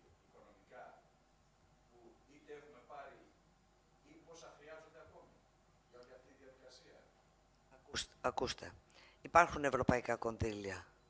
Το πρόβλημα είναι ότι η Ευρωπαϊκή Ένωση είναι η πρώτη φορά που έχει καθυστερήσει τόσο πολύ στην τελική έγκριση και εκταμείευση των κονδυλίων από τα ταμεία της. Δηλαδή, το χρηματοδοτικό πρόγραμμα 2014-2020 λογικά έληξε, έπρεπε αμέσως, γιατί είχε αρχίσει η διαπραγμάτευσή του, να ξεκινήσουν οι εκταμιεύσεις 1η-1η 2021, άντε 2-3 μήνες μετά. Αυτή τη στιγμή είμαστε στο 22, 2 χρόνια δεν έχουν εκταμιεύσει χρήματα από τα ταμεία. Αυτό είναι πάρα πολύ επιβαρυντικό, ειδικά για χώρες όπως η Ελλάδα που βρίσκονται στην πρώτη γραμμή, γιατί προσπαθεί να βρίσκει πόρους, πότε για τα συνόδευτα, πότε γιατί εμείς έχουμε το εξής πρόβλημα. Η Ευρωπαϊκή Ένωση πληρώνει για τους ετούντες άσυλο. Δεν πληρώνει για αυτούς που τους έχουμε δώσει το άσυλο. Για τη χώρα η οποία δίνει το άσυλο, δηλαδή τη διεθνή προστασία, αναλαμβάνει και τον άνθρωπο τον οποίο προστατεύει. Άρα λοιπόν, είναι βέβαιο ότι μόλις δοθεί το άσυλο αναλαμβάνουμε εμείς και το κάνουμε. Γι' αυτό κάνουμε και προγράμματα ένταξης στην ελληνική οικονομία, που είναι ήδη αυτή τη στιγμή στο Ταμείο Ανάκαμψης αυτά τα προγράμματα, αφορούν τον αγροτικό τομέα, τον τουριστικό τομέα, τον κατασκευαστικό τομέα και τη μεταποίηση, γιατί είναι όλοι οι πρόσφυγες μας νέοι άνθρωποι, κάτω των 40 ή πιο πολλοί, και θέλουν και μπορούν να εργαστούν και τους ζητούν τομείς της οικονομίας. Τα άλλα χρήματα, ναι, της ένταξης δεν έχουν έρθει. Και τους έχω πει επανειλημμένα, γιατί εγώ προσπαθώ λίγο τώρα χωρίς χρήματα να τα κάνω όλα αυτά που βλέπετε, τους έχω πει επανειλημμένα ότι εγώ, γιατί ένα άλλο για το οποίο διαμαρτύρονται είναι ότι πολλοί πρόσφυγες, αφού παίρνουν το άσυλο, φεύγουν από εδώ και πηγαίνουν σε ευρωπαϊκές χώρες. Δικαιούνται να το κάνουν, δικαιούνται να ταξιδέψουν και 3 μήνες. Αλλά αυτό που τους λένε είναι το εξής. Εγώ δεν μπορώ να πω στον πρόσφυγα, περίμενε, θα αποφασίσει η Ευρωπαϊκή Ένωση σε 2 χρόνια αν θα φας. Θα πάει να βρει πώς θα φάει. Και αυτό οδηγεί και σε ριζοσπαστικοποίηση και σε εγκληματικότητα και σε φυγή ανθρώπων προς πάσα κατεύθυνση. Τα κονδύλια δεν υπάρχει πρόβλημα όταν θα έρθουν, αλλά έχουμε χάσει 2 χρόνια και πόσοι άνθρωποι έχουν περάσει και πόσοι άνθρωποι έχουν μείνει ανεκπαίδευτοι και πόσοι άνθρωποι έχουν περάσει σε σκοτεινά μονοπάτια. Προσπαθούμε να βρίσκουμε συνεχώς χρήματα, να παίρνουμε χρήματα και από τον κρατικό προϋπολογισμό με την υποσημείωση θα τα επιστρέψουμε, γιατί δεν μπορούμε να επιβαρύνουμε τους Έλληνες φορολογούμενους. Αυτό είναι ένα βάρος που σηκώνει η Ελλάδα, δεν θα το σηκώσει μόνη της. Έχουμε εξηγήσει, ναι, και έχουν δεχθεί και με την υποσημείωση ότι τα χρήματα αυτά θα επιστρέψουν και για την ασφάλεια των Ελλήνων, χρησιμοποιούμε και από αυτά τα χρήματα και φυσικά μόλις έρθουν τα κονδύλια, το κάθε ένα θα πάει στη θέση του από εμάς με την ίδια υπογραφή. Παρακαλώ. Ο κύριος, από το μέσο.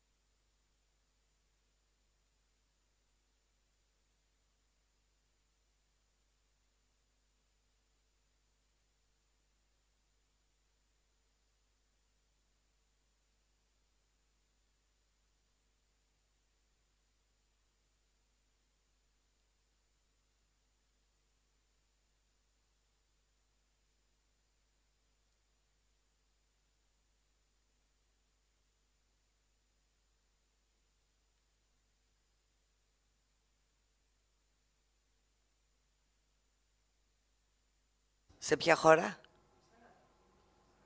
Ανανέωση, άδειας διαμονής. Έχουν πάρει αυτόματα ανανέωση. Καλά τότε. Όχι, απλώς δεν μπορεί να ταξιδέψει στο εξωτερικό. Εντάξει. Ναι.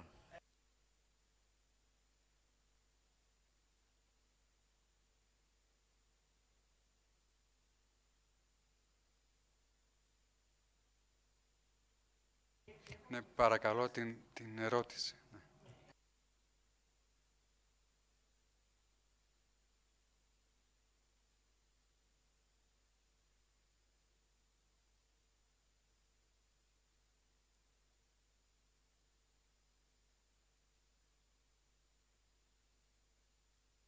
Ευχαριστώ πολύ.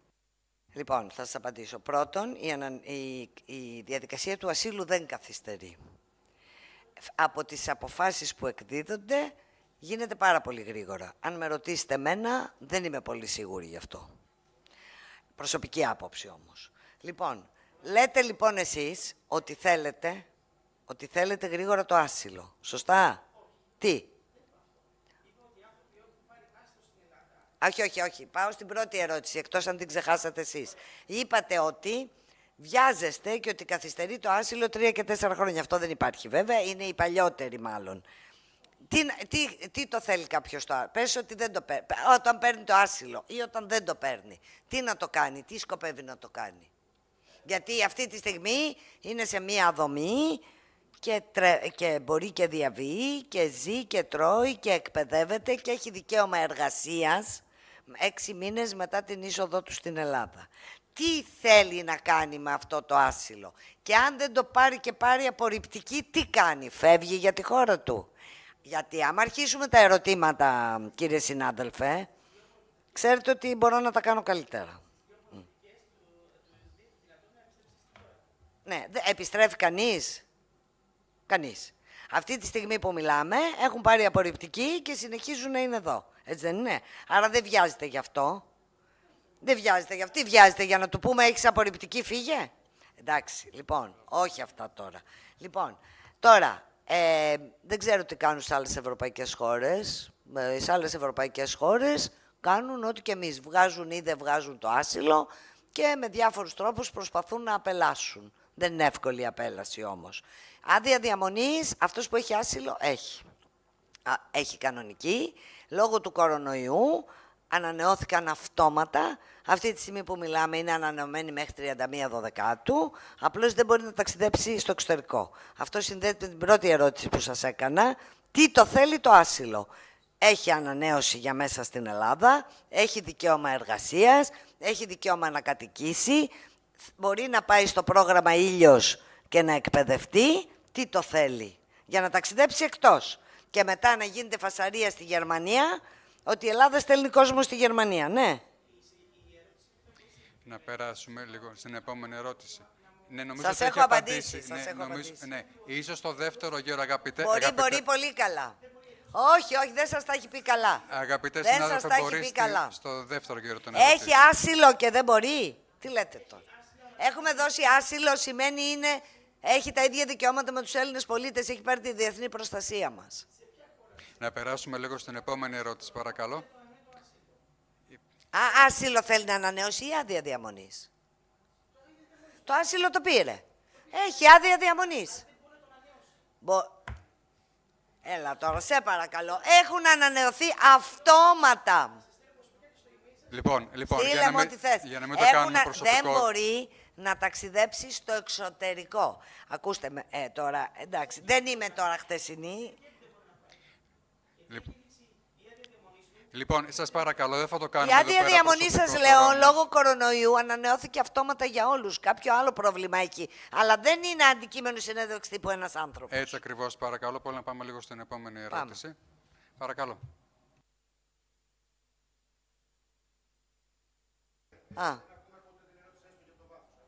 Να τα αφήσουμε ανοιχτά, εντάξει. Ο κύριος.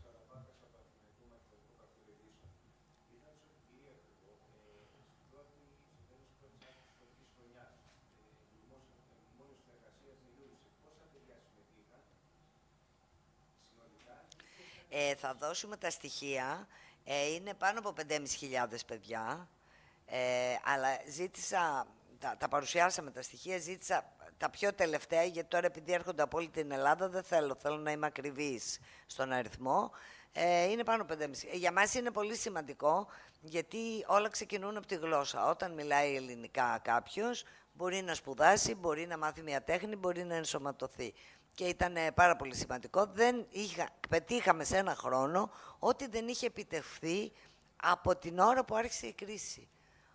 Σας είπα και πριν, δεν μιλούσαν ελληνικά. Όταν κάποιος δεν μιλάει ελληνικά, πώς θα ενταχθεί? Δεν μπορώ να το καταλάβω αυτό. Και αυτό είναι και μία πτυχή για την οποία, ας πούμε, έχω ζητήσει και από τις μη κυβερνητικές οργανώσεις, έχω θέσει ως όρο την ελληνική γλώσσα. Διότι εδώ, εγώ στα προγράμματα μου βάζω και τον ευρωπαϊκό τρόπο ζωής και την ισότητα των φύλων και την εξοικείωση με τους δημοκρατικούς θεσμούς. Όποιος ζει στην Ελλάδα και στην Ευρώπη θα ζει με τους... δεν θα αλλάξει ούτε τον πολιτισμό του, ούτε τη θρησκεία του, αλλά θα σέβεται τα ανθρώπινα δικαιώματα, τον ευρωπαϊκό τρόπο ζωής, τις γυναίκες, τους ευάλωτους. Είναι ξεκάθαρο αυτό και έχει μπει μέσα στην εθνική στρατηγική μας. Ευχαριστώ. Επόμενη ερώτηση. Ωραία. Σας ευχαριστούμε θερμά για την παρουσία σας. Να πω κάτι που ίσως ενδιαφέρει τους συναδέλφους, μια και δεν ρώτησε κανείς. Θέλω να πω το εξής. Η Τουρκία, για να επανέλθω σε αυτό που είπε ο Δήμαρχος και που είναι σημαντικό, εμφανίζεται ως θύμα μαζί με την Ελλάδα του πολέμου στη Συρία. Το είπε ο Δήμαρχος στην εισήγησή του, η Τουρκία δεν είναι θύμα, είναι θύτης. Είναι πολύ μεγάλο λάθος και έχει επικρατήσει αυτό στην Ευρώπη, να λένε ότι η Ελλάδα και η Τουρκία είναι θύματα του πολέμου στη Συρία. Όχι, γιατί η Ελλάδα δεν πολεμάει στη Συρία, άρα δεν είναι παραγωγός προσφύγων. Η Τουρκία έχει κάνει 3 μεγάλες στρατιωτικές επιχειρήσεις και έχει ξεκινήσει ήδη 1/4. Από την πρώτη μέρα που άρχισε να βομβαρδίζει, τώρα πριν μια εβδομάδα, άρχισαν πάλι να έρχονται πρόσφυγες στο έδαφος της. Άρα λοιπόν ήταν λάθος μεγάλο το γεγονός ότι το 2015, στο πλαίσιο μιας προσπάθειας να ξεμενιστούν όλοι για να μην μας στέλνει κι άλλους η Τουρκία, να πούν τα πιο επίσημα χείλη ότι η Ελλάδα και η Τουρκία είναι θύματα του πολέμου στη Συρία. Ξέρετε πόσο κακό μας έκανε αυτό? Πήγαν όλοι στην Ευρώπη και λέει αυτό παραδέχεστε. Το ίδιο θύματα είσαστε, βρείτε τα μεταξύ σας. Και τώρα η Τουρκία έχει θέμα, γιατί από τη μια παράγει πρόσφυγες με τους βομβαρδισμούς σε ένα ξένο κράτος που η Ελλάδα δεν το έχει κάνει ποτέ, και παράλληλα έχει το πρόβλημα της οικονομικής κρίσης, όπου οι πολίτες οι ίδιοι διαμαρτύρονται για τους πολλούς πρόσφυγες που βρίσκονται στο έδαφος της, και η Τουρκία προσπαθεί να αντιδράσει. Από τη μια να κάνει επιχειρήσεις στη Συρία και από την άλλη να έχει τους πρόσφυγες και να τους οθεί προς την Ελλάδα. Άρα είναι πάρα πολύ σημαντικό να καταλάβουν όλοι ότι δεν είμαστε το ίδιο. Ευχαριστώ. Σας ευχαριστούμε. Καλό Σαββατοκύριακο.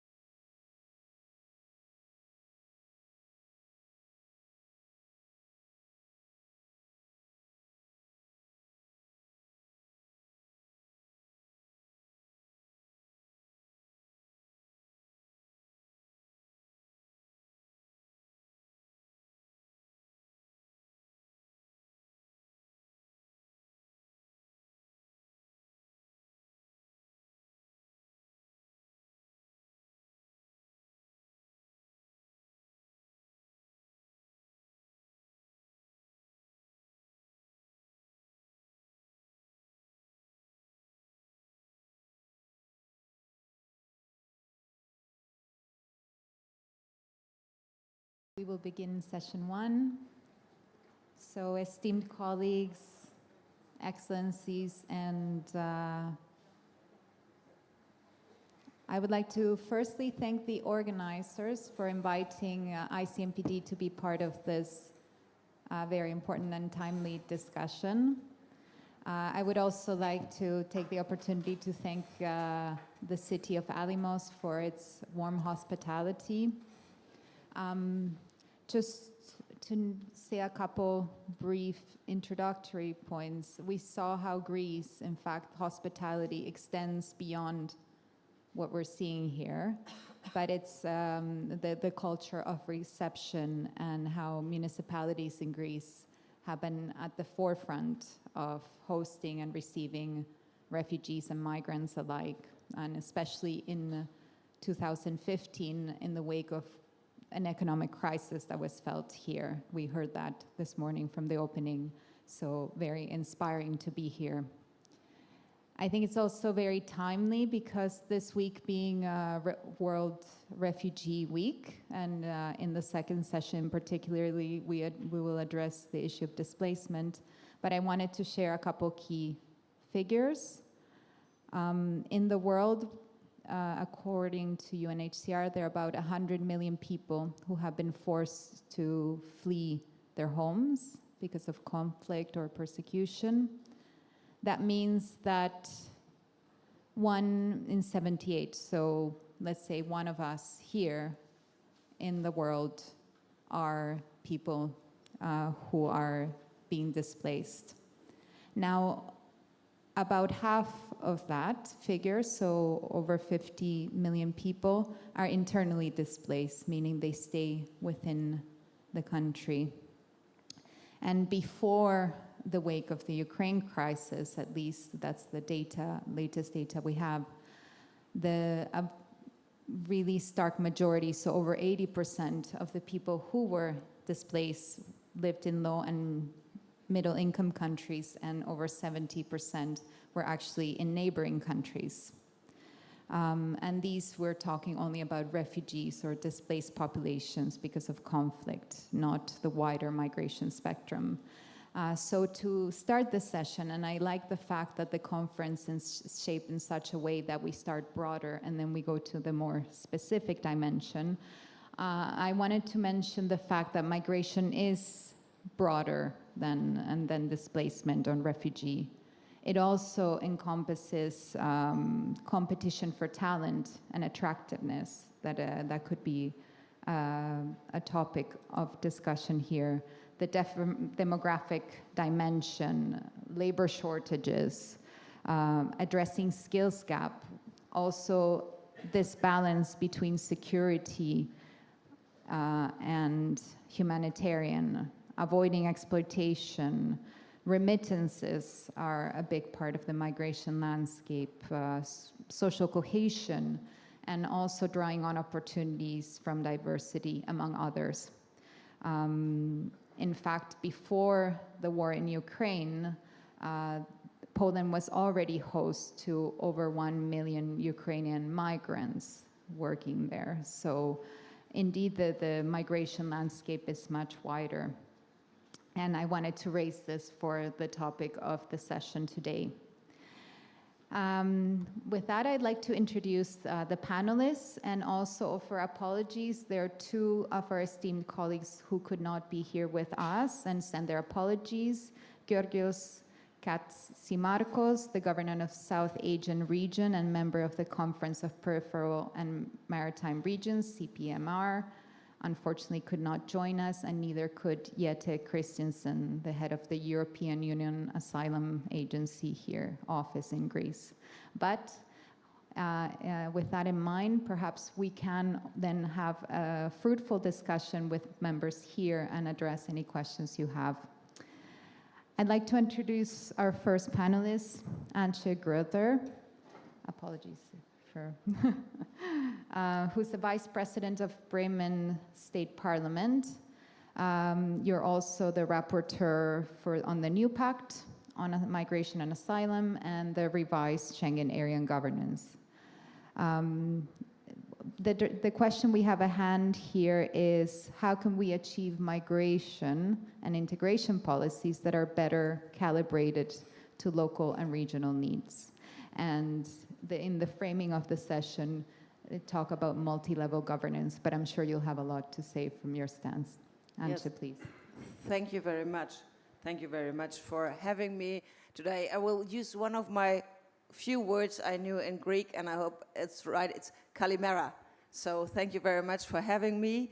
And I just wanted to shortly introduce myself a bit more than what you said, because there's another dimension I have been a rapporteur on, and that is very important for today's topic. So I am in the capacity of the European Committee of the Regions rapporteur of the Pact on Migration and Asylum, and we of course support a comprehensive and reliable system for managing migration in full respect of the values of genuine solidarity and dignity. But I'm also the rapporteur on the Action Plan on Integration and Inclusion, which was designed after consultation with the European Committee of the Regions and extensively recognizes the role of regional and local authorities.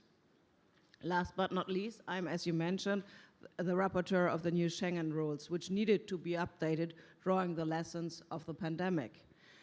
The war in Ukraine has brought a new dimension to the urgency of effective migration and integration policies, and we are all fully aware of this. We heard this in the panel before, and it was all in the discussion around the conference, and we were all talking about the situation in our local areas and how we deal with it, and that is very important to have a common approach to that, from my point of view. And as we are learning by doing in this process, I cannot stress enough the exchanges of good practices, because we can learn from each other, and that is very important, because I learned so much from colleagues who told me how they deal with situations. And we could also learn from today's deputy minister that the danger of migration and the danger of people coming and being exploited because they do not know the system, and they are victims of crimes which can arise from that. So our conference today in Alimos, Greece, could not have been more timely against the backdrop of yet another humanitarian emergency across Europe, involving also millions of vulnerable refugees, including children. We all know well that countries such as Greece and regions on the EU's external borders continue to be those with primary responsibility for arrival and registration of refugees. This is why the European Committee of the Regions is critical of the first entry criterion, and we are fully aware that in crisis situation, border procedures put extra burden on border regions. This is what our opinion on the migration and asylum package says. At the same time, local and regional authorities are on the front line for reception and integration of migrants and refugees. This is why we cannot put solidarity and integration on hold until we get the green light of European capitals or from Brussels. It is by creating a strong subnational and cross-border network of towns, cities and regions that are ready to welcome refugees, and that we put solidarity in practice. We have witnessed the willingness of many local and regional authorities across the EU to be actively involved in the reception and integration of vulnerable migrants, but they often lack the autonomy or the funds or both to do that. For this reason, in my Committee of the Regions reports, I also stress the need for easier, clearer access to EU funding for integration and inclusion for local and regional authorities, including at macro-regional level. We clearly call for adequate resources should be made available to local and regional authorities, and this should include the possibility to access the Asylum, Migration and Integration Fund directly. We hope that, thanks to the integration partnership between the Committee of the Regions and the European Commission, we will be able to implement the actions targeting local and regional activities better and more widely. Three key objectives of the partnerships are building an open and regular dialogue between EU institutions and local and regional authorities, building capacity and promoting exchange of experiences, and improving evidence and data on integration at local level. This can help change at grassroots level the narrative about migration, but it can also provide practical information about available EU resources. The partnership includes training and information exchange for the benefit of our COR members, as well as of the members of our cities and regions for integration network, which brings together 158 like-minded cities and regions who exchange good practices, learn from each other, and contribute to better understanding of integration at a local level. We also see the importance of combating disinformation on integration and migration by means of concrete facts and figures in order to counter discrimination, prejudice, racism, and xenophobia. And I hope we can come to that later in the discussion. We all know that migration without integration is a project doomed to fail. What is also true is that this project can only be managed successfully through effective multi-level governance. So we on the ground level are the primary facilitators of inclusion just on the ground, and we must be empowered to play this role to the full. Thank you very much. Ευχαριστώ.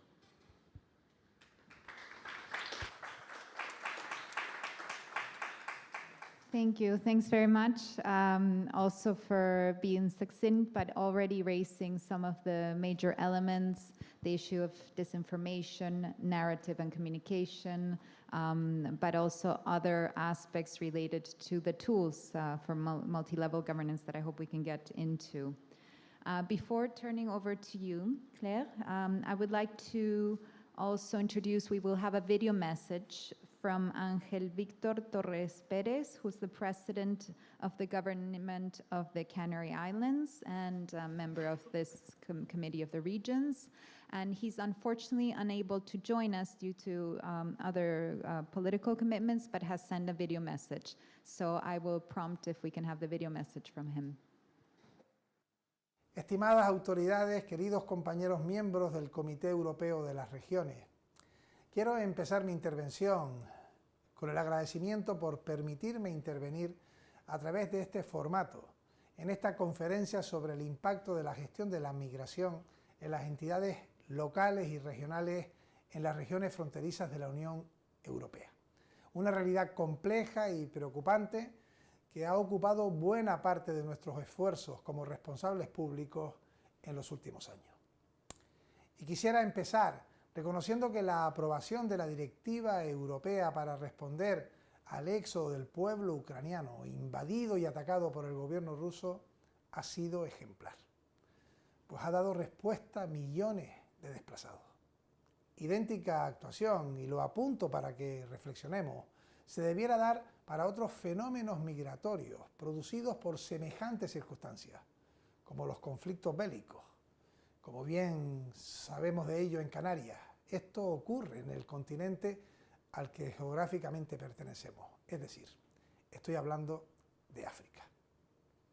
Nuestra posición geográfica próxima al continente africano y la complicada situación del continente vecino afectado, como digo, por guerra, pero también por hambruna, cambio climático o falta de oportunidades, ha convertido a las Islas Canarias en el centro de la migración atlántica irregular hacia la Unión Europea. Esta condición de última frontera sur de Europa, a solo 100 kilómetros de la costa africana, nos ha convertido en trágicos protagonistas de la ruta migratoria en la fachada atlántica de la Unión, una de las más mortíferas y peligrosas del mundo, donde demasiadas personas pierden la vida intentando llegar a suelo europeo. En Canarias llevamos más de 20 años haciendo frente al fenómeno de la inmigración irregular el máximo de los esfuerzos, con momentos de mayor o menor presión. A lo largo de estos años, el mundo ha cambiado. Vivimos en una sociedad más avanzada. Disponemos de las herramientas adecuadas para identificar los problemas en origen y los instrumentos para cooperar con los países vecinos y abordar la cuestión migratoria de manera conjunta. Tenemos que desplegar todos nuestros esfuerzos para poner esos recursos al servicio de una sociedad mejor, más inclusiva, que no deje a nadie atrás y que lo haga de manera urgente. En estos momentos, la preocupación en Canarias se centra fundamentalmente en lo que respecta a los menores migrantes no acompañados, porque en función de la edad del migrante que llega a nuestras costas, su situación puede ser completamente distinta. Si tienen más de 18 años, las autoridades estatales se hacen responsables de su gestión y son trasladados a un centro de acogida de competencia estatal. Por el contrario, si son menores de edad o si no se puede determinar con certeza su edad, es la Comunidad Autónoma de Canarias la que por imperativo legal debe ofrecer una atención inmediata a través de los servicios regionales encargados de la protección del menor, quienes se encargan de adoptar la tutela de estos menores, así como de poner en marcha todas las medidas necesarias para garantizar su alojamiento, su manutención y su acceso a los servicios básicos. A día de hoy tenemos acogidos en Canarias a unos 2.400 menores. Hemos tenido que habilitar 50 centros para acogerlos y contratar a entidades especializadas para atender esta enorme demanda. Esta gestión se complica en un territorio ultraperiférico, alejado y fragmentado, compuesto por 8 islas. Así, hasta este año Canarias ha destinado 70 millones de euros a atender a estos menores inmigrantes que llegan solos a las islas. Estos costes hasta este año son asumidos íntegramente por las autoridades regionales. Por tanto, y ante la insuficiente respuesta a la solidaridad por parte de otras comunidades autónomas del Estado, la única salida que visualizamos es la del cambio legislativo. Es decir, que la inmigración irregular de menores sea, independientemente del lugar al que llegan, obligatoriamente repartida con criterios objetivos entre las comunidades españolas. Pero diciendo esto, también he de reconocer que este cambio legislativo no es en absoluto sencillo, pero sí que es justo. Por todo ello, es necesario también contar con un apoyo firme por parte de la Unión, estableciendo un sistema de solidaridad compartida entre todos los Estados miembros para que el peso de la cuestión migratoria no recaiga solamente en las regiones fronteras de la Unión Europea, como es Canarias, donde estas personas muchas veces se ven retenidas sin posibilidad de continuar su tránsito hacia el resto del territorio de la Unión Europea. No queremos ser cárceles en el mar. Debemos avanzar, por tanto, hacia un sistema que permita una corresponsabilidad en el acogimiento y contar con un presupuesto ambicioso que apoye directamente a las entidades locales y regionales a hacer frente a la fuerte presión que estos flujos migratorios ejercen sobre nuestros sistemas asistenciales. Necesitamos el apoyo firme de la Unión y el compromiso de los Estados miembros para afrontar el complejo fenómeno de la inmigración, que no es más que el deseo de una vida mejor de las personas. Muchísimas gracias.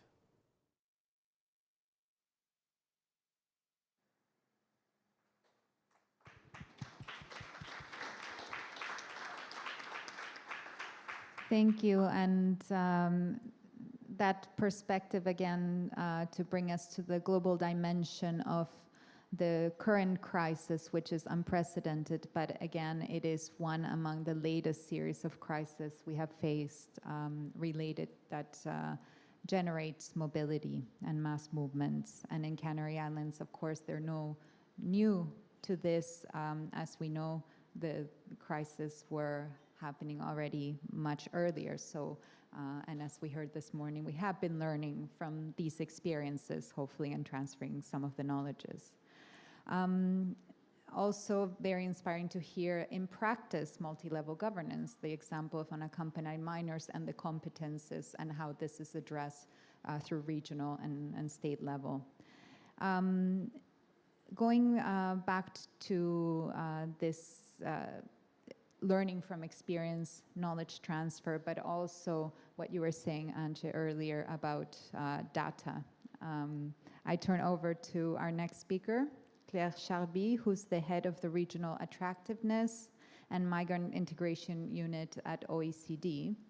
And I believe you will have a presentation also to tell us about some of the experience and work OECD's been doing in this field. Claire. Thank you, thank you. Do you hear me? Yes. Thank you very much, Madam Chair. Thank you, Hannah. C'est le luxe aujourd'hui, je peux parler français. Donc, comme il y a des traducteurs, si vous me permettez, je vais parler dans ma langue et j'espère qu'elle correspondra à certains d'entre vous. J'ai une présentation et un rappel très bref. Donc, je m'appelle Claire Charby, je suis chef d'une unité qui s'occupe à la fois d'attractivité régionale et d'intégration des migrants. Et comme l'a rappelé Anna dans son introduction, la plupart des régions avec lesquelles nous travaillons en Europe considèrent que la migration, c'est une opportunité. Donc il faut pouvoir aligner à la fois le besoin des personnes vulnérables, les difficultés des populations locales à les accepter parfois, mais aussi le fait que pour certains, et notamment les entrepreneurs, la présence de migrants, leurs compétences sont une chance. Donc, que sait-on aujourd'hui? J'ai pas la... Pour passer les slides. Merci, Julia. Donc, on est dans le contexte de la guerre en Ukraine, tragique. Ça nous a rappelé, bien sûr, à tous, et notamment ici en Grèce, des phénomènes antérieurs sur lesquels nous avions déjà tous partagé, et des situations à la frontière. On vient d'entendre le cas des Canaries. On connaît la situation de la Grèce. Si je puis dire, la Pologne, d'autres pays découvrent aujourd'hui cette situation d'être à la frontière de l'Europe, et la concentration géographique des personnes réfugiées qui bénéficient de cette protection transitoire, comme on dit dans le jargon européen. This situation are not just localized in the bordering areas, but in the great cities. Therefore, there's a recurrent phenomenon in the geographical presence of people from foreign origin, which has more and more in the metropolitan regions, especially in the capital cities, more than the rural areas. And this is a paradox, because it's often in the rural areas where we need them the most. It's not enough to talk about the number of people. What is important is to speak about what these foreign people represent regarding the local population. And as we all know, the solidarity feelings which have presided to the reception of refugees during 2015-2016, that was magnificent. It was great. At the moment of this Ukrainian crisis, we know very well that this solidarity momentum will not last. It is therefore extremely important to be able to transform these situations of solidarity and help into situations which are more win-win situations, although it's a bit cynical, this word. However, for the local populations, they are then able to perceive the advantage of having a diverse population. So which are the needs? We've heard about this all morning, but I wanted to actually go through them. The first need that we just talked about in front of this geographical situation, we need to alleviate the local and regional authorities which bring essential services, and they cannot deal with such a shock on the services they bring. Therefore, the first very important thing is to be able to motivate refugees to move elsewhere than the areas where they are concentrating at the present time. Even if most desire to go back to their countries, it is necessary that their traveling do not stop at the border or at the big cities reception sites. It would be much better, and this is what many companies and professional fields are doing. It would be much better to attract these refugees where work can be guaranteed. And the next point, everybody knows having a place to live is good, but it's not enough. A job is good, but it's not enough. A school is good, but it's not enough. Having access to health services is great, but it's not enough. Therefore, what really is important is to provide this reception ecosystem and this integration potential for refugees. And this ecosystem is mainly found, it's the local authorities. You know, 25% of their expenses are devoted to education, 18% of this expenses are for healthcare. This is just in the OECD, but it's also the truth in Europe. It's the local authorities which offer this public service, and they are the ones that are responding to the needs of migrants and refugees.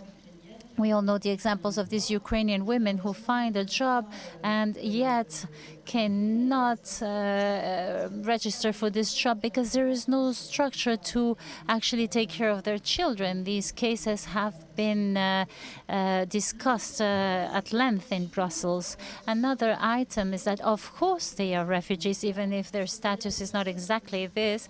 These are people who logically are expecting to go back home. We don't know when, as this is completely uncertain. They're coming from different territories in Ukraine, which have suffered a different impact from war. Therefore, the time to go back to their own region in Ukraine is very long. And therefore, we find ourselves in this dual intent situation in which we want to help them as much as possible to go back home, maybe with more skills and more experience, and not having spent their time waiting in their refugee situation. And also we need to be able to offer to those who wish to integrate their reception societies. And this dual intent is a very old story when we talk about integration policy. We know that this starts from the first day. This is when the integration policy starts, with the first moment when people arrive on a territory. We do not wait months before giving them access to the language or before recognizing their skills, because then we lose time for an opportunity for integration for the local communities and authorities as well as for the migrants.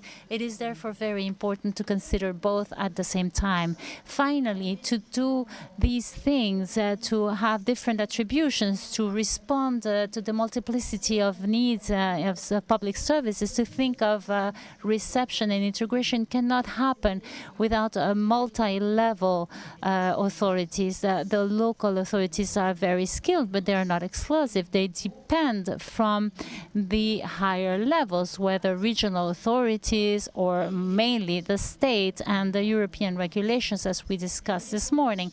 It depends also of a multi-level governance in the sense of multi-sectorial response, which must all articulate themselves. And of course, it depends of the action of non-governmental associations, which have a key role, as we saw in the recent crisis, as well as in the borders with Ukraine, but also companies. I'll give you a small example.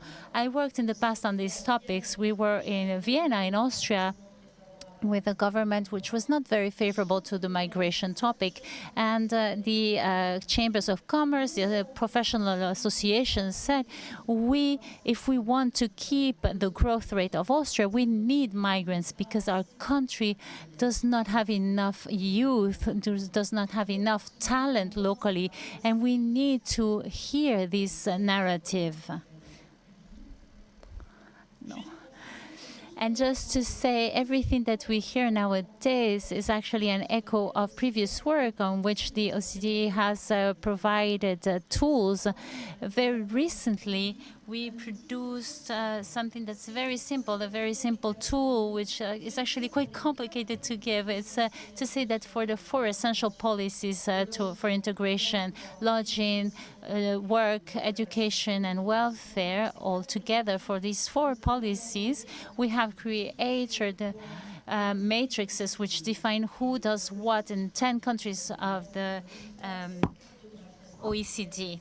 And this map is very complex. So when you are a local authority, the ability to link together all these actors and administrations is really important. It's extremely important. So to respond to this, we need these coordination tools and instruments, which caused the second edition for this analysis. And we talked about the contracts, or for example, in Germany, sharing information to recognize skills and diplomas of refugees, policies in Canada, for example, which actually settle these migrants in the most needed territories. And these works actually benefited from a survey.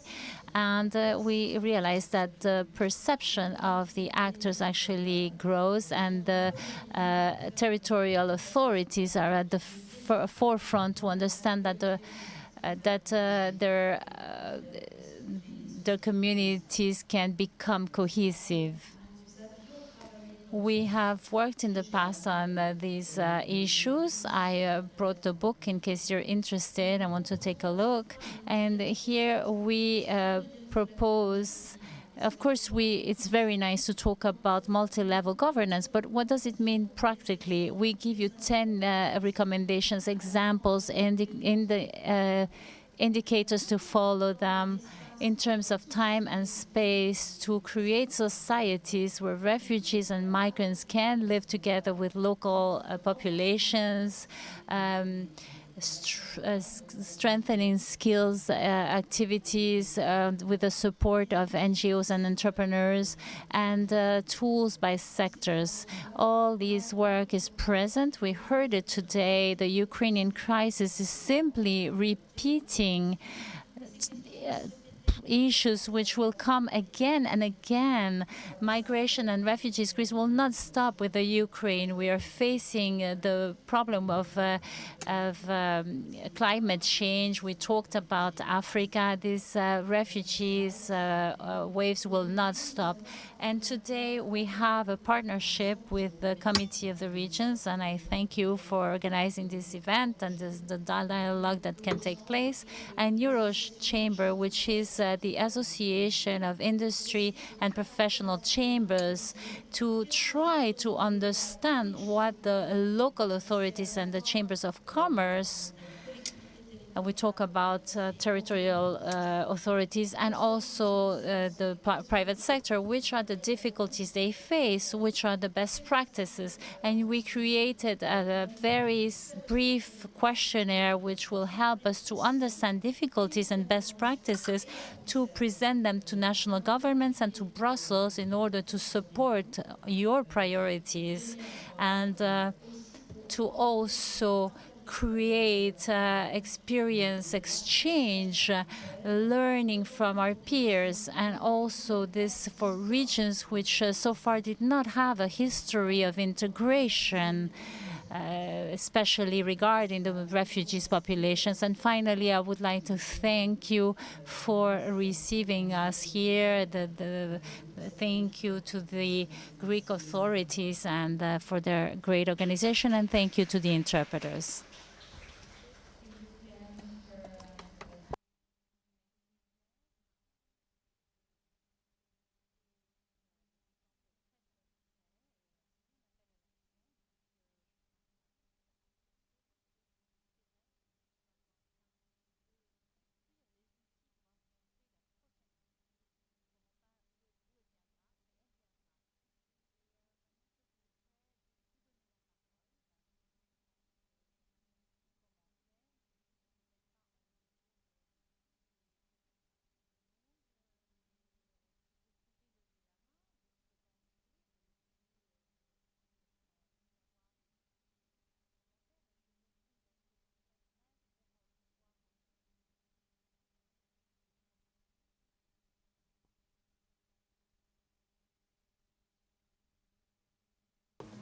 Good morning, dear colleagues. Kalogeropoulos.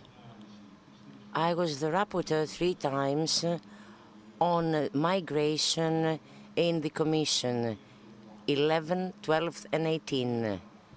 Of course, we repeat the same things over and over again. However, there are changes globally.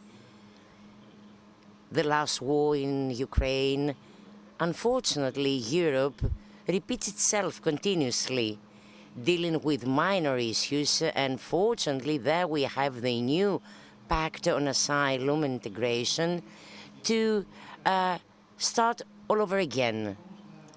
Now let us discuss the definition of migration: responsible and solidarity.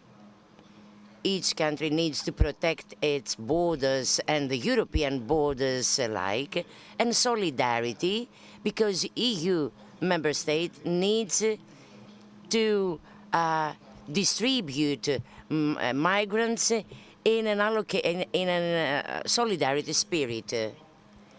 Very correctly, one of the panelists mentioned earlier this principle and how by absorbing more migrants we can support the labor market and so on and so forth.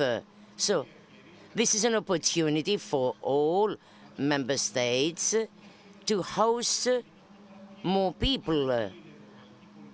However, this would be somehow against European citizens, because this is a way to have a cheap labor hands, cheap working hands.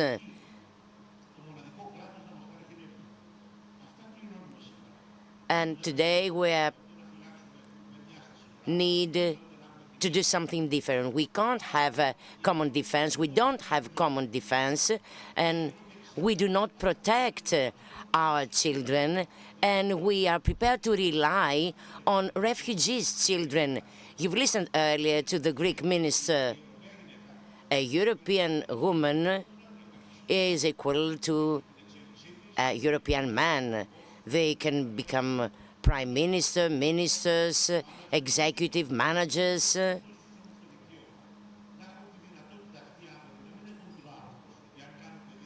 But Greek women, European women, do not know what they'll be, what can be the future of their children. They do not dare give birth to children. And we are, now we have been paying the cost of all what we've been doing wrong all those years. Europe is in danger. The war is not just for Ukraine. It's a war, it's a pressure, and we are there, and the cost is paid only by Europe. Europe has the financial power, and just this, nothing more. The young people, the people involved in local authorities must understand this. On the other hand, Turkey is accusing for anti-democratic measures Sweden and other countries, forgetting the wars that the Turkey itself has supported. They consider free people as terrorists. And to conclude, allow me a couple of seconds more. I would criticize the new pact. There's no balance between responsibility and solidarity, because they are frontier procedures for bordering countries. However, they shall be flexible, and they wouldn't involve an engagement for all other countries. Second, returns won't contribute essentially in alleviating the burden from frontline countries, as it shall be used from those countries that refuse to host more refugees. And it supports an 8-month stay for those entering the bordering countries. So this is a critical factor for the operation of the entire asylum and migration system. I apologize for being so fast in explaining my ideas. For this reason, I would welcome a more active involvement of all competent parties so that another system could be in place. Let me remind you that in the sub-Saharan countries, for years, there are huge flows due to the climatic changes. What I mean by that, that there are many different reasons why young people continue migrating, and we need to be expecting more people trying to get in Europe.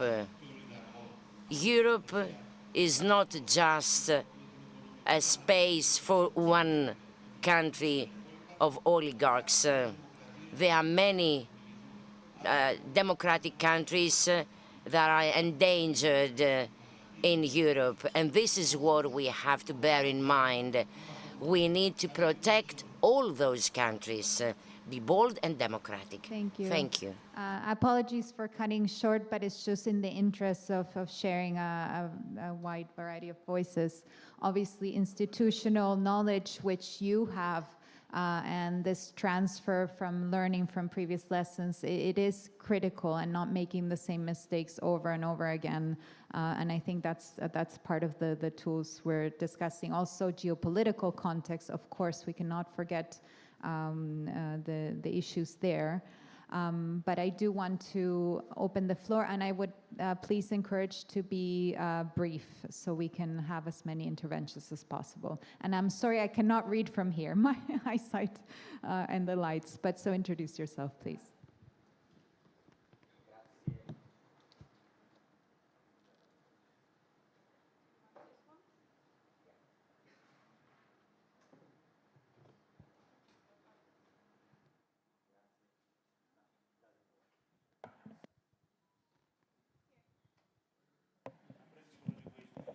It's work. Grazie. Parlerò in italiano. Thank you. I will be speaking in Italian. Following what was said by my colleague, Greek colleague, with whom I agree on several of the topics that he mentioned. First of all, congratulations to the Polish municipalities, but not only those, who are hosting so many Polish refugees. And I'm mentioning them because I had the opportunity to visit those places, and I believe that the cooperation in between local and regional entities on the Ukraine refugee crisis is quintessential for us who represent local and regional entities. I also believe that we need to think about further strengthening our external borders of the EU to try and differentiate legal and illegal migration.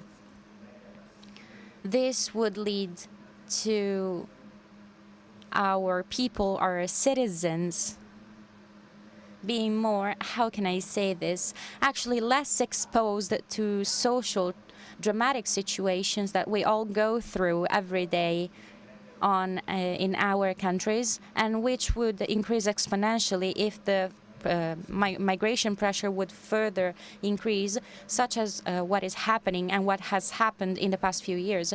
In this sense, of course, we cannot be blackmailed by countries who are an external threat to the EU, who use illegal migration as a weapon to undermine the EU from an economic and social standpoint. I come from Italy, from northern Italy actually, but of course migration towards the Mediterranean route is actually important to someone who comes from Lombardy, again in northern Italy, like me. I believe that in the near future we will be facing tragedies because the strategy that the Russian Federation is deploying is very clear. They're trying to win us over by fatigue. They're trying to weaken the African people with the whole wheat situation. So I believe there will be further pressure onto Europe in the coming months. And when faced with these threats, we need to be united in our actions to differentiate in between legal and illegal migration, to help Ukraine refugees, and to try and make sure that our people's interests are safeguarded. Thank you very much. What we've been hearing about the security humanitarian nexus, and that it's not mutually exclusive. Indeed, but how to strike this balance. There was another request here from the floor, and then I will bring it up and we will close. Yes, yes. Thank you for the possibility to ask a question. I will change to Finnish now. Thank you very much for this discussion. We heard very interesting perspectives and views. And I had many thoughts that came up listening to this discussion. I believe that we need new solutions. The environmental crisis will create more migration, and other crises will also become more significant. local and regional authorities are capable of things that states aren't capable of. And one thing that is important is taking immigrants into developing society. And in the future, when how would it be possible to integrate people even better in the future? Should we somehow involve these people in the creation of these integration systems? Because I've seen that this isn't necessarily the case at the moment. Would it be better to involve immigrants in the development of integration systems? Thank you. Thank you. Thanks very much for this important also dimension of stakeholder engagement, but also it's not only geopolitical, but there is a climate crisis, and this will definitely have an impact, and it's already having an impact in movements and mobility. I'm mindful of the time, and I took a little bit of liberty to go over, but I will be happy to be penalized then, as I am a speaker in the next session, I can take away from my presentation. What I propose is that I pass it over to you, Anje, for a response, and then I hand over the baton to Claire to close, and maybe you do also the intro to the next session, so we save on time, if that's okay. Please. Thank you very much. Let me first say this. I'm not defending the external borders of Europe. I'm defending European values, which is very important for me, which are human rights, dignity, and solidarity. And these are universal, and they also apply for everyone outside Europe. So first of all, that's my first principle. So we have to find a way just to deal with all people incoming. And it doesn't matter if they are refugees or migrants. We have to find a way to integrate them and to find a way to make them feel welcome and to make them wanting to be integrated. Our economic leaders in Germany said we need at least 400,000 people a year to our employment actions, because we need our society to be supported by foreign employees. So what we have to do, we have to find a way just to make it possible for all incoming people. And of course, I defend the right to asylum. I'm just not saying whoever you are, wherever you live, just come to Europe. So to make that clear also. But we have people coming in, we have people fleeing from war, and that it doesn't matter if it's from Ukraine or if it's from Libya or Syria. So we have to defend like our human values, and we have to make them feel integrated. So they have, first of all, they have to get into the German language, because you cannot be in the labor market if you don't speak the language. Then we have to find out what skills people have, and to make them able to use their skills they already have within our society and our labor market. So, and that is even also universal, not depending on where you come from, but what you have done before. And from my German government always very much relates to the certificates you have. Yeah, so if you are in Germany, you can do anything, but you have to have a certificate for it. Yeah, so the first you have is to check what certificates people have, what exams people have, and then try to find out how it correlates to our certificates and exams. And if you need anything more for the jobs like they are done in Germany, you have to find out what has to be done to make them able to work within Germany. And it's not dependent if you're a doctor or if you're just a skilled craftsman, but you have to find out what people can do. So that's my first point of view. And to make sure that this can work, you have to find a society which is able and willing to accept people. And in my hometown, where I come from, the federal state of Bremen, we have a Bremen Council on Integration, which is mostly built by people who immigrated into Germany from the 60s until now. So they all know the difficulties incoming people have, and they are all very talented in explaining how the system works. So that is a huge opportunity. We also have a big Pan-African society, which is often the first contact refugees have within the refugee accommodation with people living in Germany. And they're saying, okay, For example, a friend of mine, he came in the 80s, and he said the biggest mistake he made, he didn't accept the offers he was made for better education. And now he has like a football club, and he's always telling the young boys, you cannot play within my team if you're not going to school.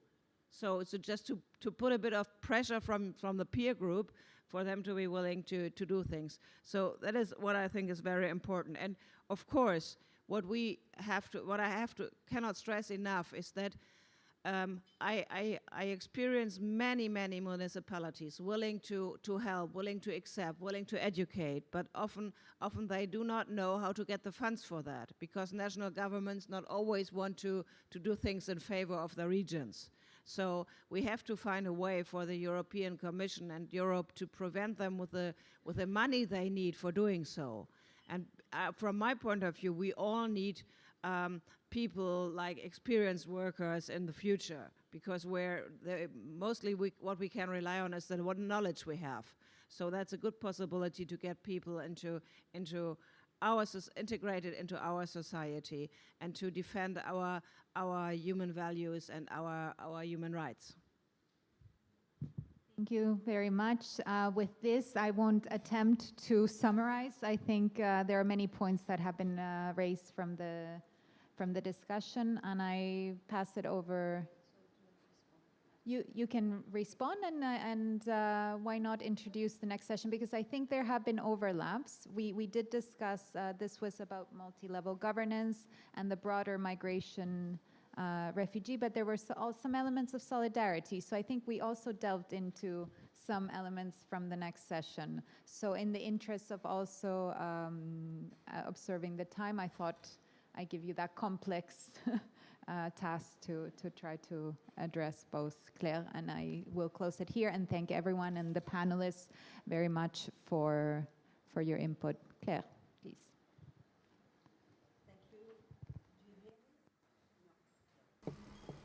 Do you hear me? Yes.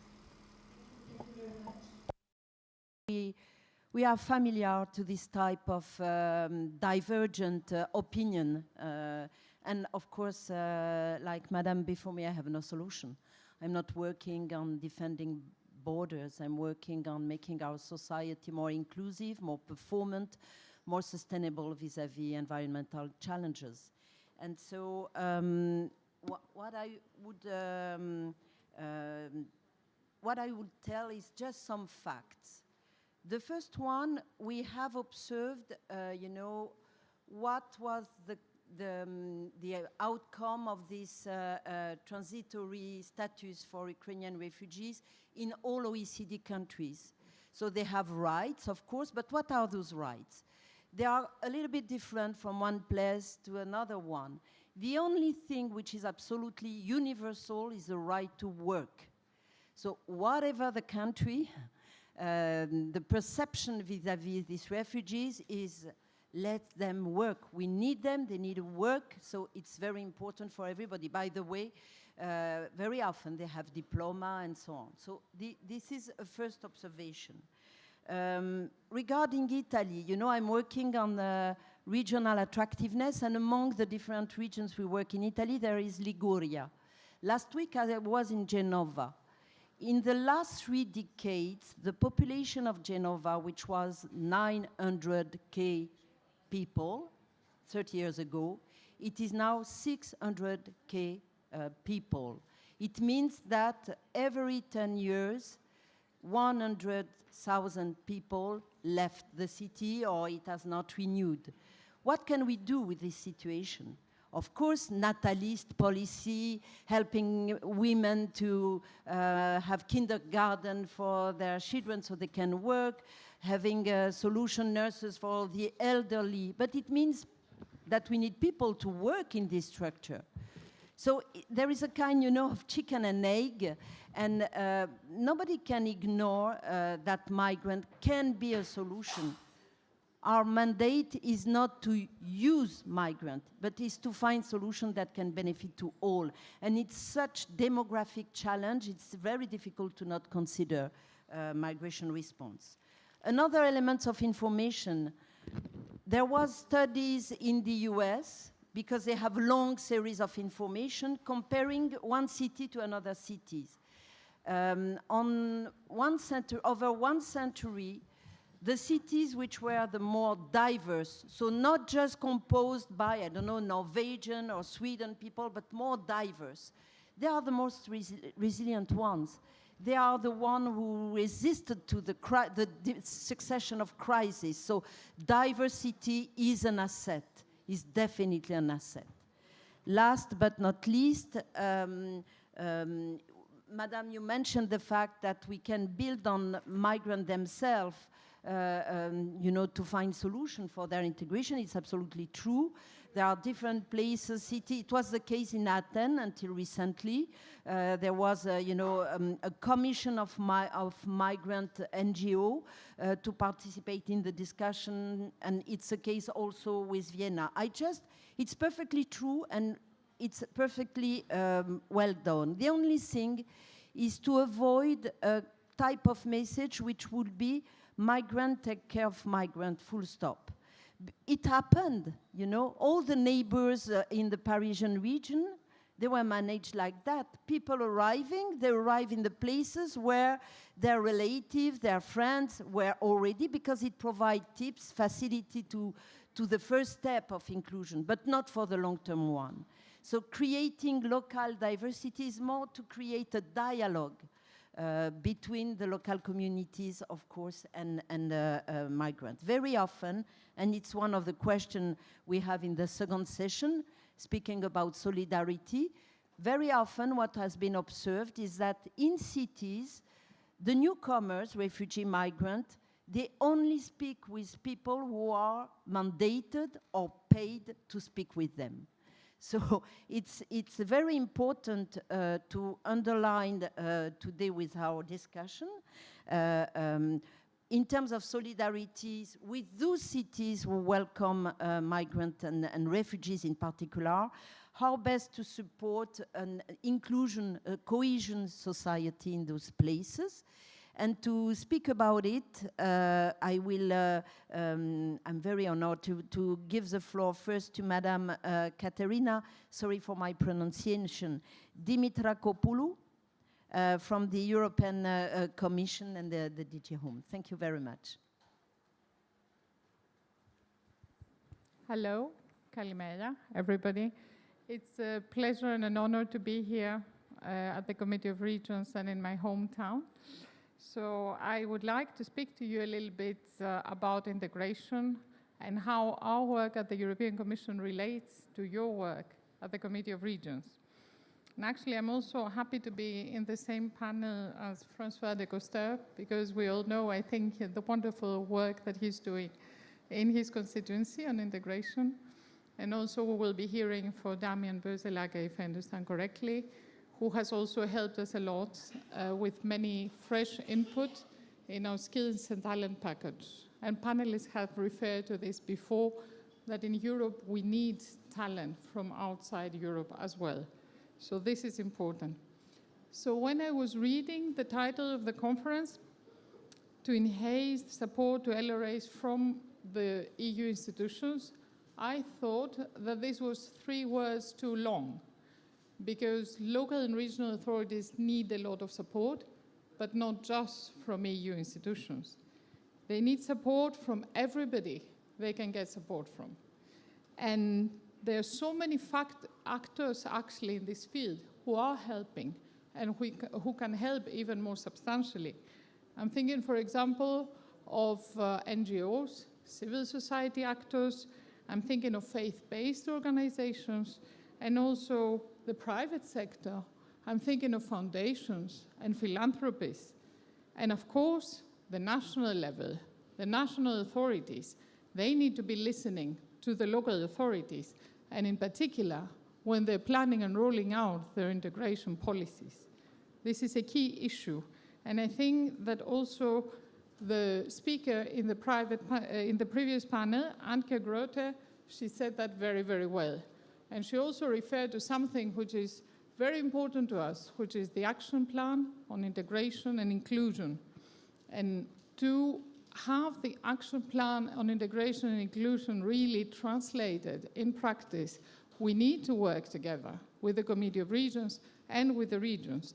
And this was also the raison d'être of our partnership that we have with the Committee of the Regions. So I hope that we will continue to further bring our work forward in this field and also make it more concrete, with more concrete actions. And this will also enhance, I think, the role of the Committee of the Regions.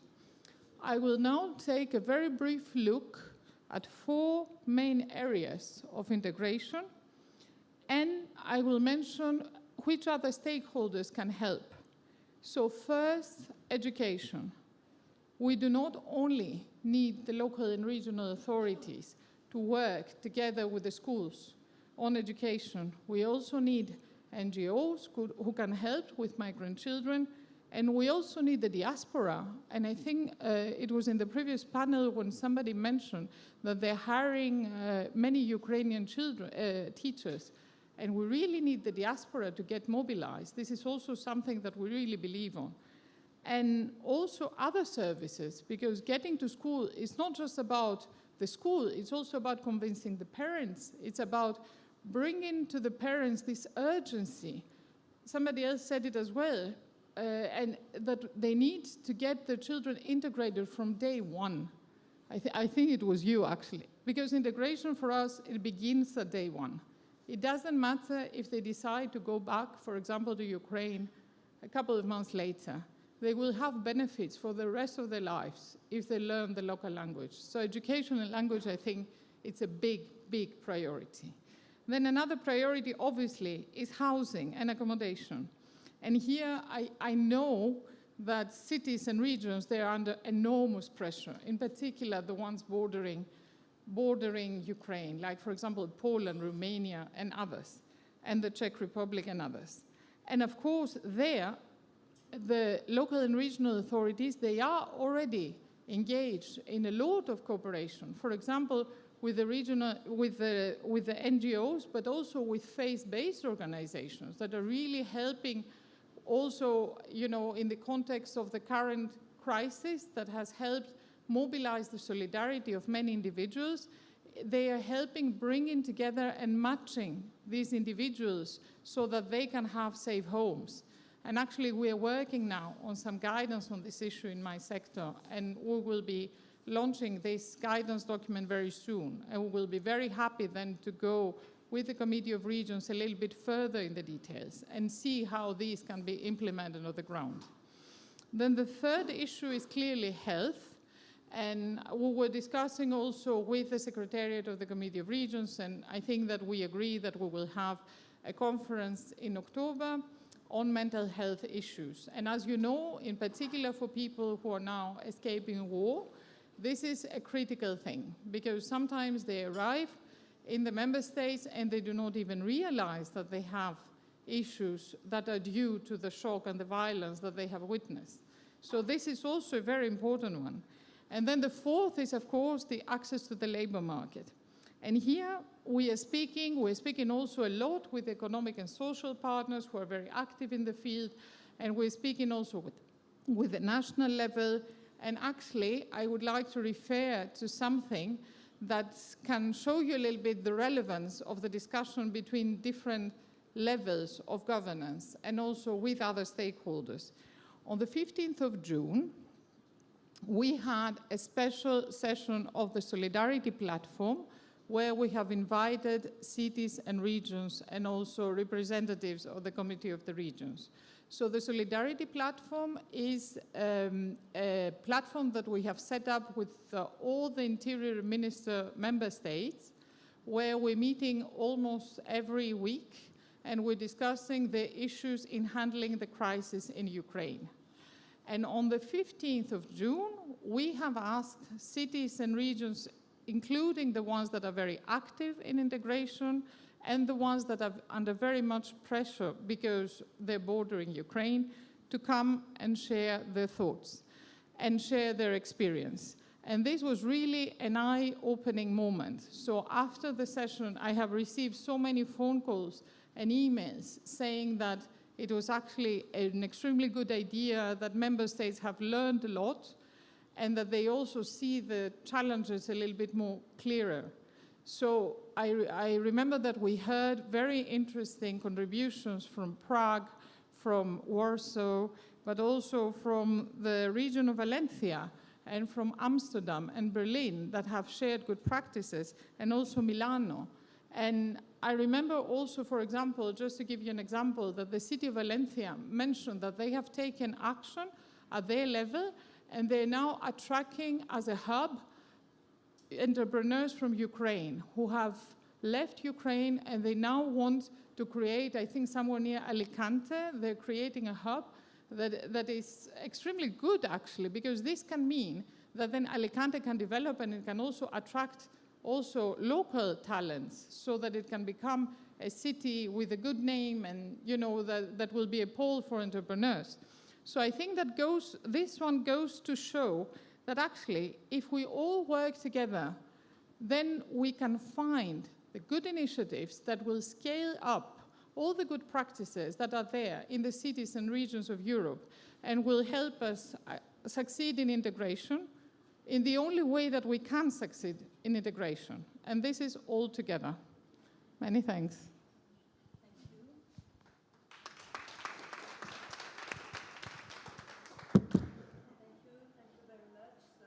This is precisely the purpose of this session, Let's Work Together. So to hear how in practice we can work together, in particular local and regional authorities with the European Commission. We will have now a video with Mr. very famous Damien but I do not pronounce his name, Buslager. So please, could we have the video? The current situation shows it very clearly. In the end, it's very often the local authorities and regional authorities who basically bear the majority of the cost for welcoming and integrating asylum seekers, or in this case, temporary protection status holders, when we look at the Ukrainians. So what I've been working on for some time now is to create some awareness about the very positive work that municipalities and regions are doing. And I think it's important that we also think about two things when it comes to funding. The first one is, do we have enough funding available on the local level? So the amount of funding that we're currently talking about. And then second, what are the instruments that we use to disperse funding to the local and regional level when it comes to asylum and migration? And here I think we really can work a bit more to try to understand how to improve the European system. And I'm very much in favor of checking this very closely.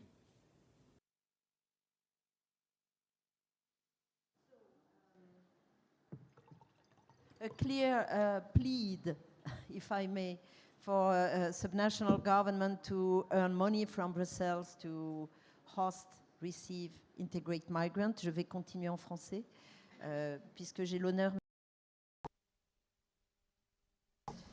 I will continue in French. François de Coster, who is mayor of Saint-Omer in the region of Hauts-de-France, and he's also very concerned by the reception of refugees. Thank you very much, Claire Chabi. The region of France is quite well known in the whole world because it's a region of Calais. And we have all seen the images, which are often terrible, showing human distress. Hundreds of thousands of refugees looking for a new life, a better life, trying to go across the North Sea to reach the United Kingdom. Saint-Omer, the city of which I am mayor, is situated 100 kilometers of Calais, and every year we receive 2,000 unaccompanied minors who come to take a break, to rebuild their strength, and that are also offered a reintegration in a process to again rejoin school if they want. of these 2,000 who join our community every year, very few remain in integration processes, and many try again to cross the channel and to reach the United Kingdom. As I think Ekaterini was saying, there are beautiful stories regarding integration. For example, in sports, after now about 10 years, we have a beautiful cricket team made of young Pakistani and Afghani, and we now have the best cricket team in France. And when the city inhabitant who wished to also support the creation of this team came to meet with me to request to have a place. I just gave them one condition, and I said, please let it not be a closed term, let it be a closed club, I'm sorry, but rather that it would be open to the city and that would be a real exchange. And this exchange happened naturally, presenting in the different neighborhoods this new sport which did not exist at all in my city, inviting people to the matches and to enjoy this new experience, because several members of the cricket club actually became important players for the French team. And this integration we try to promote nowadays with the integration of Ukrainians. There are many women and children who are in this beautiful initiative which was proposed by an inhabitant of our territory who organized this ecosystem of which Madame Charby mentioned earlier, this integration ecosystem from the first day. And actually this became a guideline about the integration which actually covers as many topics as possible, lodging and education, culture. It's a 10-page book which is to be found on the Hub of Help for Ukraine, which was created by the CDR, and I think that we will translate it in every language of the Union. Right now it's available in French, English and Ukrainian. It's a real job to know how to integrate, but in the last 10 years many skills have been acquired by the local authorities which had to act. As I say often, we are at the forefront of the great disturbances of the world, and the message that I would like to share with you today is that well, I've been a member of the CDR for 10 years, and for 10 years we've been talking about migratory crisis, and we have seen that they take unexpected and different shape in the past 10 years, since the Arab Spring and its consequences, or the Afghan war, and of course the Ukrainian war. And finally, what seemed to be a topic for a small part of Europe, talking about the first crisis. I visited Greece in a mission. I was in Chios a few years back, and I spent a few days with the Conference of Presidents of the Regions Committee in Rzeszów, in the east of Poland, which is a bordering city.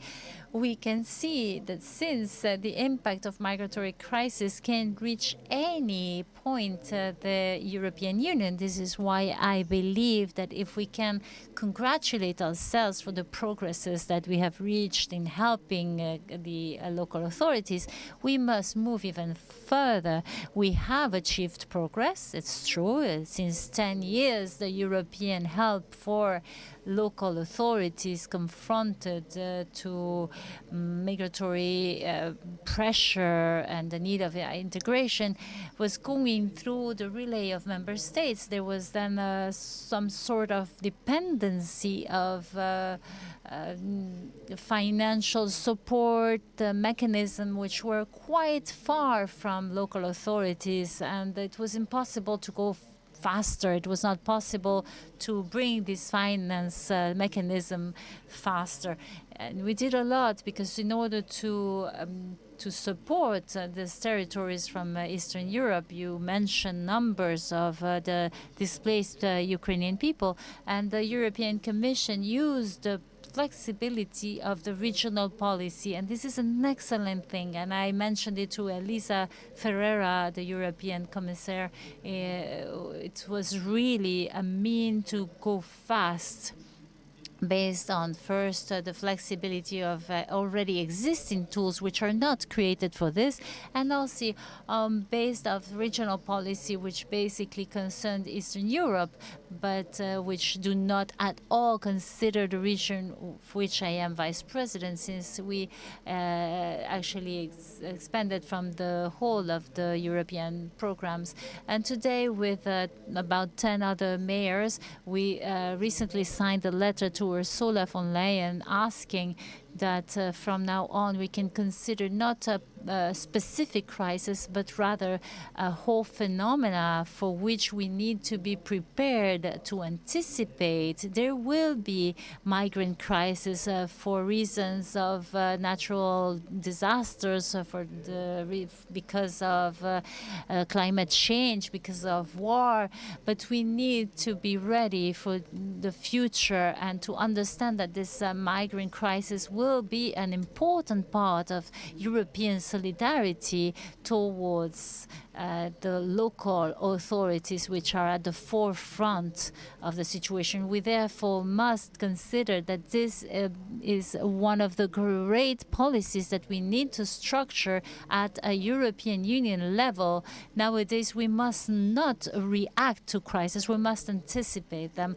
And finally, as Claire Chabot mentioned it earlier on, we also must organize this solidarity, making sure that we are able to offer refugees to go where integration is possible. I remember that the relocalization programs of Europe were actually quite empty because they all failed. I remember talking to the President of the European Council to saying that half of the member states only have 2,000 refugees to receive, but in my city of 15,000 inhabitants, we do it every year. But there are states which are not able to do it. This is not, we cannot tolerate this. This is about European values and solidarity among us.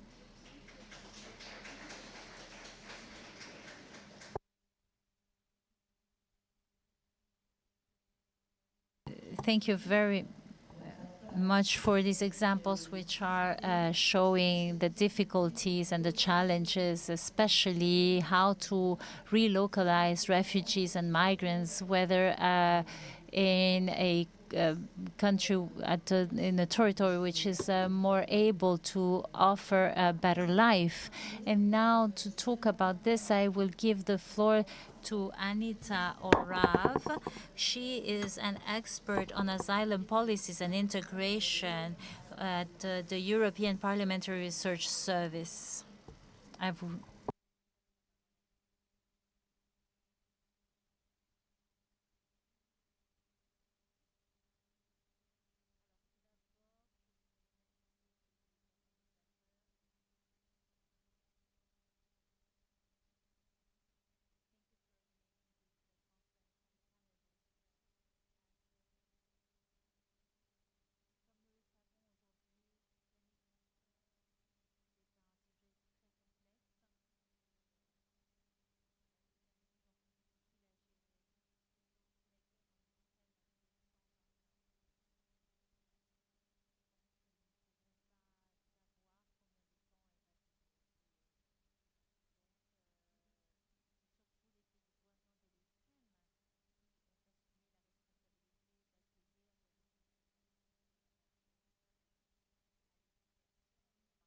What I would like to focus on today, just to talk briefly about the Ukrainians' right to work and what the EU is doing to help the host countries and also, by extension, the regions and cities.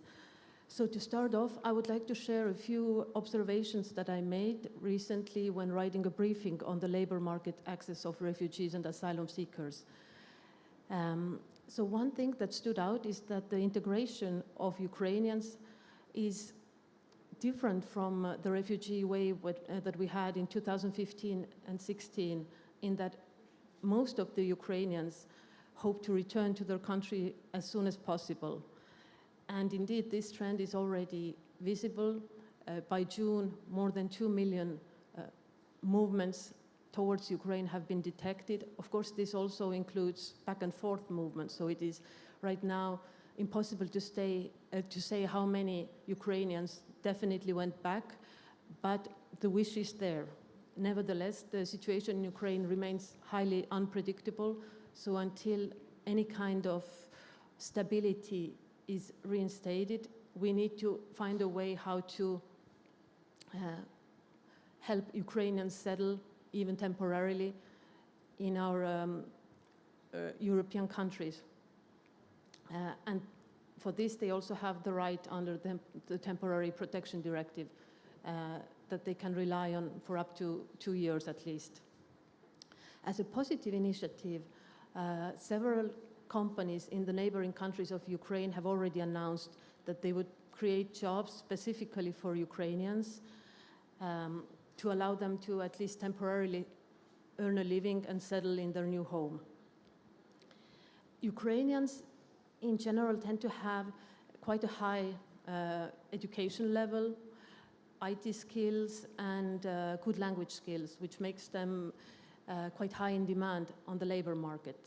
On the other hand, the recognition of their qualification is not such a straightforward process right now, so there is a threat that these people will nevertheless end up being exploited as cheap labor in the European Union. And in this regard, the European Parliament has repeatedly called for speeding up the recognition of qualifications and ensure that they have an access to language courses and other related services. This would also allow European countries to fill the gaps in the labor market. We have heard it today from several speakers that there are indeed gaps, and perhaps also address the imbalance in the population distribution in the EU, because we know that there are some regions that are overpopulated, others become depopulated, so this is something also to bear in mind. The European Parliament in 2021 adopted a resolution on reversing demographic trends in EU regions using cohesion policy instruments.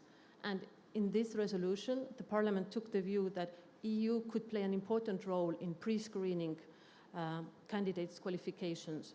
And the Parliament asked for the creation of an EU talent pool that would be a one-stop shop that would gather non-EU workers, EU employers, and national administrations, and would cover all sectors of employment and all levels of employment.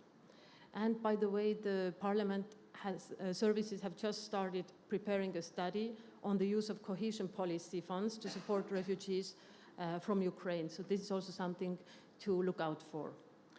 As for the political response, the Commission recently announced that the requested EU talent pool platform would be up and running already in summer 2022. And another platform that might be of interest is for the registration of Ukrainians under the Temporary Protection Directive. So this is meant, and this is already launched, and this would help to have reliable data on which countries host how many Ukrainians. It would help exchange information, and also it is relevant for determining who needs how much support. So these, in a nutshell, are the initiatives that could be helpful for the integration of refugees, right now mostly Ukrainians, and also hopefully address some issues of population distribution in the EU, filling the gaps in the EU labor market, and hopefully also encourage solidarity. Thank you very much. Thank you very much for this promising perspective, and in particular, I like these very concrete tools, you know, one-stop shop, a platform when you can have all the information in your own language, so this very practical solution. So now our last but not least speaker, Anna Feder from the regional portfolio manager. You know her. She was the chair of the previous session from the ICMPD, so the International Center for Migration Policy Development. So Anna, please, the floor is yours. Thank you. So I did promise I would keep this brief, and thankfully a lot of the points have already been raised, so it shouldn't be no problem doing that. Just one comment on the previous intervention. Actually, what I find interesting in terms of solidarity, there are two issues there. One is indeed the humanitarian dimension of protection, but there could also be this competition for talent, and it could be among regions, among cities that this takes place. So also maybe extending this question of solidarity, of how you can help one another to address to enhance talent pools as needed, or skills gaps in your destinations. But maybe that's, as researchers would say, that's for further research. What I wanted to do is maybe briefly, on the basis of the work we do at ICMPD, is just to, we've looked recently and published a policy brief written by researcher Frank Duvel on the war in Ukraine and post-war scenarios and migration repercussions. I'm not going to go into it in detail. There are different scenarios, and it's true, you cannot predict what will happen, but it's an exercise of looking into some methodologies, also learned experience from previous crises, to see what could be some of the scenarios. It's very varied. It seems from this publication, what we can gather is that one of the most realistic scenarios, indeed, about 2.5 or to 3.5 million Ukrainians remaining in destination countries, and joined by family members, so about 400,000 to 680,000 family members. However, what is quite important is that any scenario is affected and influenced by policy responses. So this is something also, that has been alluded to. I was in Jordan just before coming here. We had Euromed Migration, which is the EU-funded dialogue, and we looked at the situation in Jordan. Jordan is one of the countries that hosts the largest numbers of displaced people proportionally to its population. So 1 in 14 inhabitants is displaced, living in Jordan, refugee. And 80% of them live in urban settings. It was really eye-opening to see how Jordan addressed and is still addressing and grappling with this challenge on its own. Here we heard today, at least there's this, for all its, let's say, faults and we can also criticisms, we do have a network, we have a European Union that can come together in some way, and hence the solidarity. I just wanted to raise that point also, because solidarity, we can think about it within EU, but it's beyond, because migration is not only a EU-wide phenomenon. There's Ukraine, but it goes wider. I also wanted to share some takeaways from the Mediterranean Urban Migration Forum that we hosted along with UCLG and UN Habitat and FAMC, hosted by the city of Sevilla last week.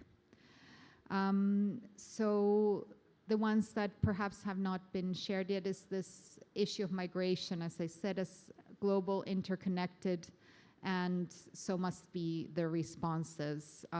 We heard some innovative examples, for example, from Germany on resettlement pilot projects and involving community sponsorship. So there are elements that can be taken there that also engage national governments and local regional authorities. Now, here I want to address this point of new answer to the same question, and it's also in the paper that we received for the conference on the new agenda for the Mediterranean. I work for ICMPD, and I work in the regional office on the Mediterranean, so this new agenda is a paradigm for us. We could say burden sharing, but it's more about a joint responsibility. We call it joint leadership and shared responsibility. Is this idea that partnership should also acknowledge different priorities for countries, and we should be honest and open about these to have a dialogue on international, on migration and on cooperation on migration. An example of this is taken over from the event last week in Jordan. For Jordan, migration is not so much high on the agenda as is economic development. So how can we acknowledge this and establish trade agreements, for example, with EU that address this high priority, and also at the same time help solidarity towards refugees, for example, by providing preferential treatment to companies that recruit a large number of refugees when it comes to trade. Partnership here is not really a choice, it's an imperative, and this is very clear from this morning's session, but also from the events I've had the privilege to attend the last weeks. Addressing vulnerabilities, but thinking medium long term, that has already been said, but avoiding to create these parallel systems that in the long term then could be detrimental. So yes, targeted interventions initially, but moving towards the mainstream, because crises more and more will become protracted. This is the reality. Also, one element, a very interesting case that we heard about unaccompanied minors, but at the conference last week, we heard also of an example in Greece from the Ministry of Migration of how the dealing with unaccompanied minors helps shape the national policy on minors and youth. So this is an opportunity also to shape other mainstream areas in government. And addressing public opinion, you alluded to this. This is quite important. Every crisis reaches a turning point. And we have to be mindful of that. We need the tools to address disinformation and to equip all authorities, national, regional, local, and work together to ensure that policies can be enacted in a way, whatever they are, but that follow evidence and not perceptions that may not be realistic. And last, this knowledge transfer through capacity partnerships. So the examples we've been hearing here on learning from one another from OECD. We also have the Mediterranean city-to-city migration. In the intervention we had earlier, is why do we make the same mistakes over and over again? We cannot live long enough to make all the mistakes ourselves. We have to learn from one another's mistakes, but also we have to establish institutional knowledge that can be transferred, as Greece has done from their 2015 experience to the Ukrainian experience, as many of you around the table have. You had said we're making progress. I think we're making progress, but there's still more room for improvement. So I thank you very much. I thank the organizers. Thank you for also inspiring me, taking a lot back from your experiences. And I encourage you indeed to use the tools that have been raised at your disposal from all the panelists to build upon this. Claire. Thank you very much. So I don't know, maybe we can take two questions, not a lot, because we are a little bit out of time. I'm like, and I cannot see your name, sorry, please introduce yourself.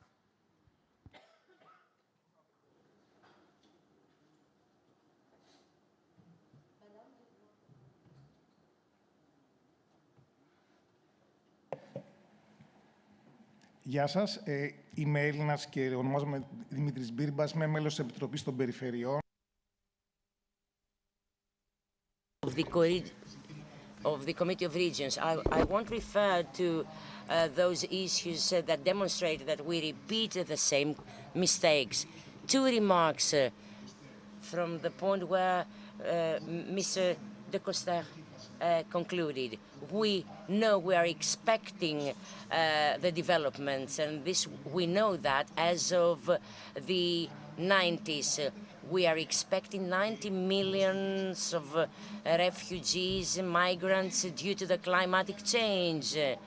We are aware the International Migration Organization tell us that whenever there are conflicts and problems, 90% of migrants and refugees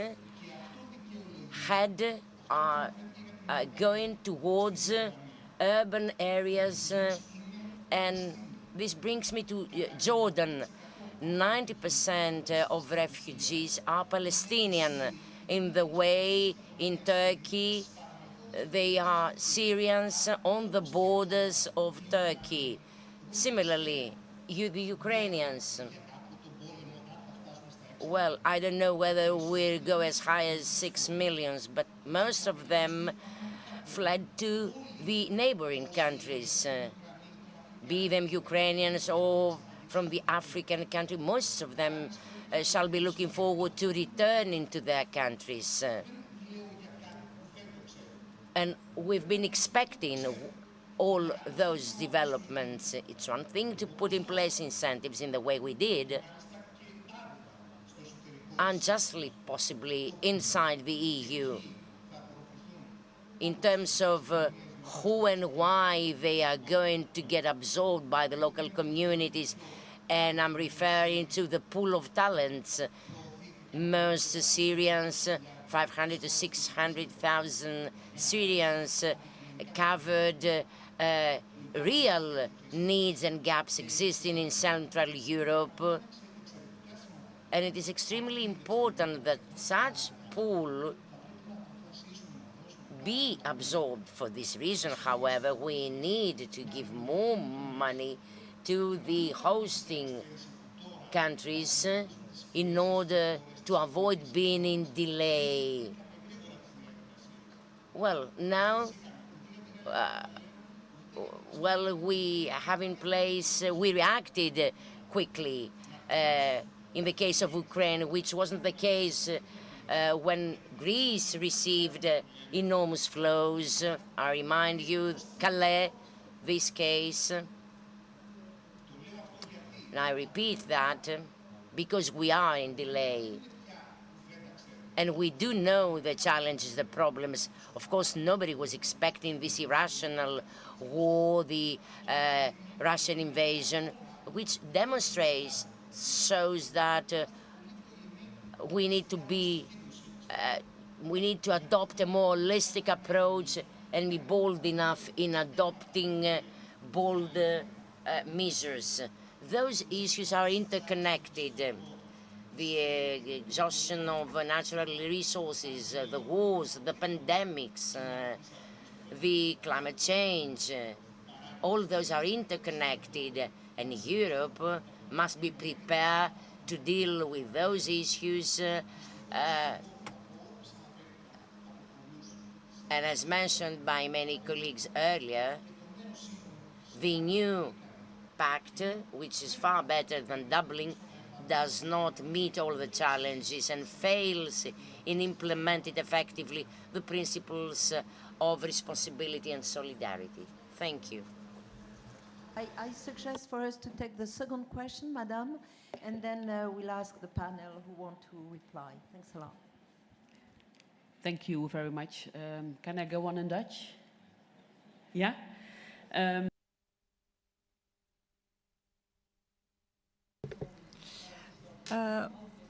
Well, the question is, how can we go on in our societies? I am a mayor at local level, and we know that there are many refugees who come to us and need help, and every time we notice that every little village, every little city struggles with the idea of having to receive them and having to help them. There is also a lot of aggression going on. So I think that all these things should be also taken into account. And we should also remember that not all mayors of cities, large and small cities, know exactly what to do. How can we maintain coherence in our cities, since we have also to manage the acceptance and of these people who need our help so much. Thank you very much. Thank you very much. You know, the cohabitation, the fact that there is a shared perception of the positive side of migrant integration is something which is really a challenge, in particular in the long time. So who want to answer one, two of the two questions we received? Please. Yes, thank you. Thank you for your question. I will just refer to that one because the first question was more on the pact, and I do not feel that I am legitimized to discuss the negotiation that is a very, very tough one. And since I'm also Greek, I might have my sensitivities. But I wanted to refer to a point that you have raised that is really crucial, and it is about learning. And we have seen that because most of the cities and regions in Poland, in Czechia, in Slovakia, and in Romania, in all the cities and regions that are now under enormous pressure, most of them, they did not know how to deal with all these influxes, and in particular because they have happened from one day to the next, and there were millions. They were not just a couple of 100,000. So we are speaking on a very regular basis. Also, my Director General, my Deputy Director General, was speaking with mayors. We're speaking particularly with the Mayor of Warsaw, and we are trying to help. But I think that the best way is if there's knowledge exchange among regional local authorities, because there are so many that have provided extensive help and that have amazing best practices. And let me just give you one example. The city of Mechelen, you know, there was so there is the amazing experience of Bart Sommers, who has put in place this extensive integration program. And we have been speaking because we are in close contact with them. And we have seen that it costs a lot of money, but actually it also brings results. So I think that the best way to go about it is to allow for twinnings. And we're very conscious of that in the European Commission. And we hope that soon we will be able to enhance these twinnings where the mayors, but also the representatives of regions, they can sit together and exchange best practice. And on the funding issue, which was raised by many, our funding instruments, we cannot change them from one day to the next because it's a very heavy process. So we are always trying to find these creative solutions. And one of these was that in the emergency assistance of the AMIF fund, the AMIF is Asylum Integration, Migration and Integration Fund that is managed by DG Home, we have now made a proposal to have a special chunk of money dedicated to local and regional authorities, so to working together with the national level. And we have put forward this conditionality, as we call it in jargon, where 30% of this emergency assistance should be dedicated to the national level, working together with the regional, local level, and with NGOs. But as I said, it is also subject to negotiation, so we cannot do this across the board. However, as others have mentioned also in the panel, there is this regional policy, the partnership principle, which is cross-cutting, and there we also see it in other funds, such as, for example, the European Social Fund, the European Regional Development Fund, and there as well there are conditions where the national level needs to work together and take into account the input of the local and regional level. So I think these are all strands on which we need to enhance our efforts and really work together, and most importantly, learn from one another. There's so many interesting projects in place. There's so many interesting partnerships in place. And AMIF has, our fund has helped a lot of them come to place. So I hope that we will be able to leverage this experience and scale up these projects. Thank you. Merci. I please the following participant just to respond very quickly if it's possible. Thank you. So just to close, I think one element that we've learned from our research on public opinion, because I think this will be a critical point on communications, and we need to invest now in this, because that will shape the conditions, because social cohesion at the end of the day is also. So I would say the recommendations that we have, no parallel, if you have targeted at the beginning for refugees, but eventually needs to be mainstream, because also it can generate from local populations this sense of inequality, whether true or not, but so targeted to get to mainstream. And the other is to address fears. Many things were taboo. Part of the progress we made is we would not, some years ago, we would not talk about integration of refugees. Now we're talking about this. We would not discuss security, humanitarian nexus before. I think we learned also from the experience 2015. So learning from others, as was said before, but also addressing fears and not being afraid to put that on the table of citizens. And we have some publications that we can share later on how to go about this. Merci Anna. Monsieur Descostes, s'il vous plaît. Très rapidement, parce que je voulais justement réagir sur ce qu'Anna vient de dire, sur cette question d'un sujet tabou pendant très longtemps. Et moi, je voulais remercier Andreas Kondylis, le maire d'Alimos, de nous avoir accueillis pour pouvoir, hier à l'occasion de la CIVEX... Yesterday, on the occasion of CIVEX, and then for today's meeting, because it allowed us to talk about a topic which is rarely talked about among elected officials. It's easier to talk about it when we are among elected officials, but we need to raise awareness, and it's still very complicated to do so. Still today, too many colleagues do not dare to do it. They don't dare to explain, because we see that there is a lot of aggressivity. So thank you very much for encouraging us, because this is our duty towards concerned populations, but also for the values that we seek to defend. Je sens le succès de l'élu vis-à-vis d'autres élus. Merci that beaucoup. You had a lot of success in the view of elected officials. Thank you very much. To reply to the fact that Dublin was highly insufficient, but is the new pact on migration and asylum much better?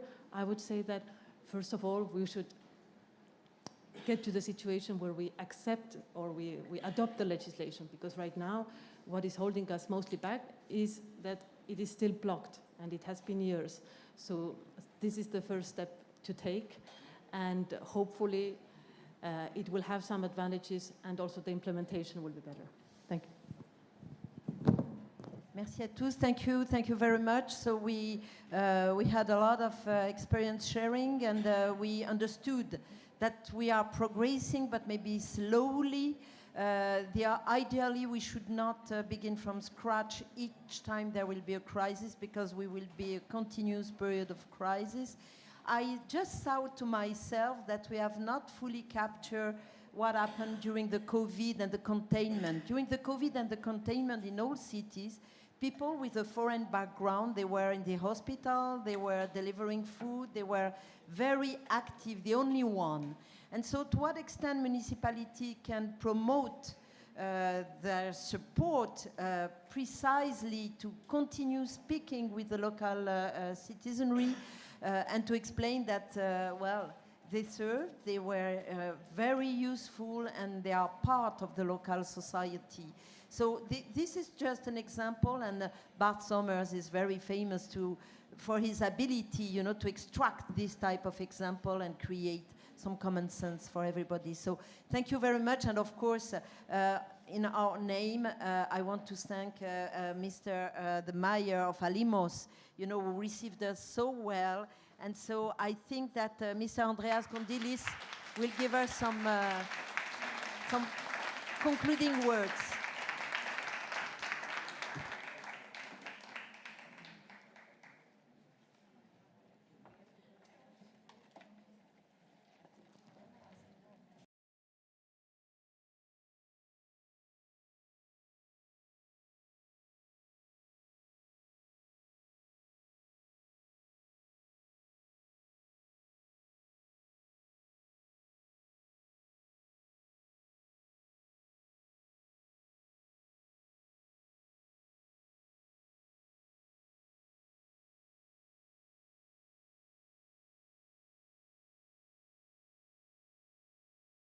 Πολύ κουβέντα, μια κουβέντα που χρειάζεται τόλμη, αλλά μια αναγκαία κουβέντα. Και νομίζω μόνο αν βλέπουμε με...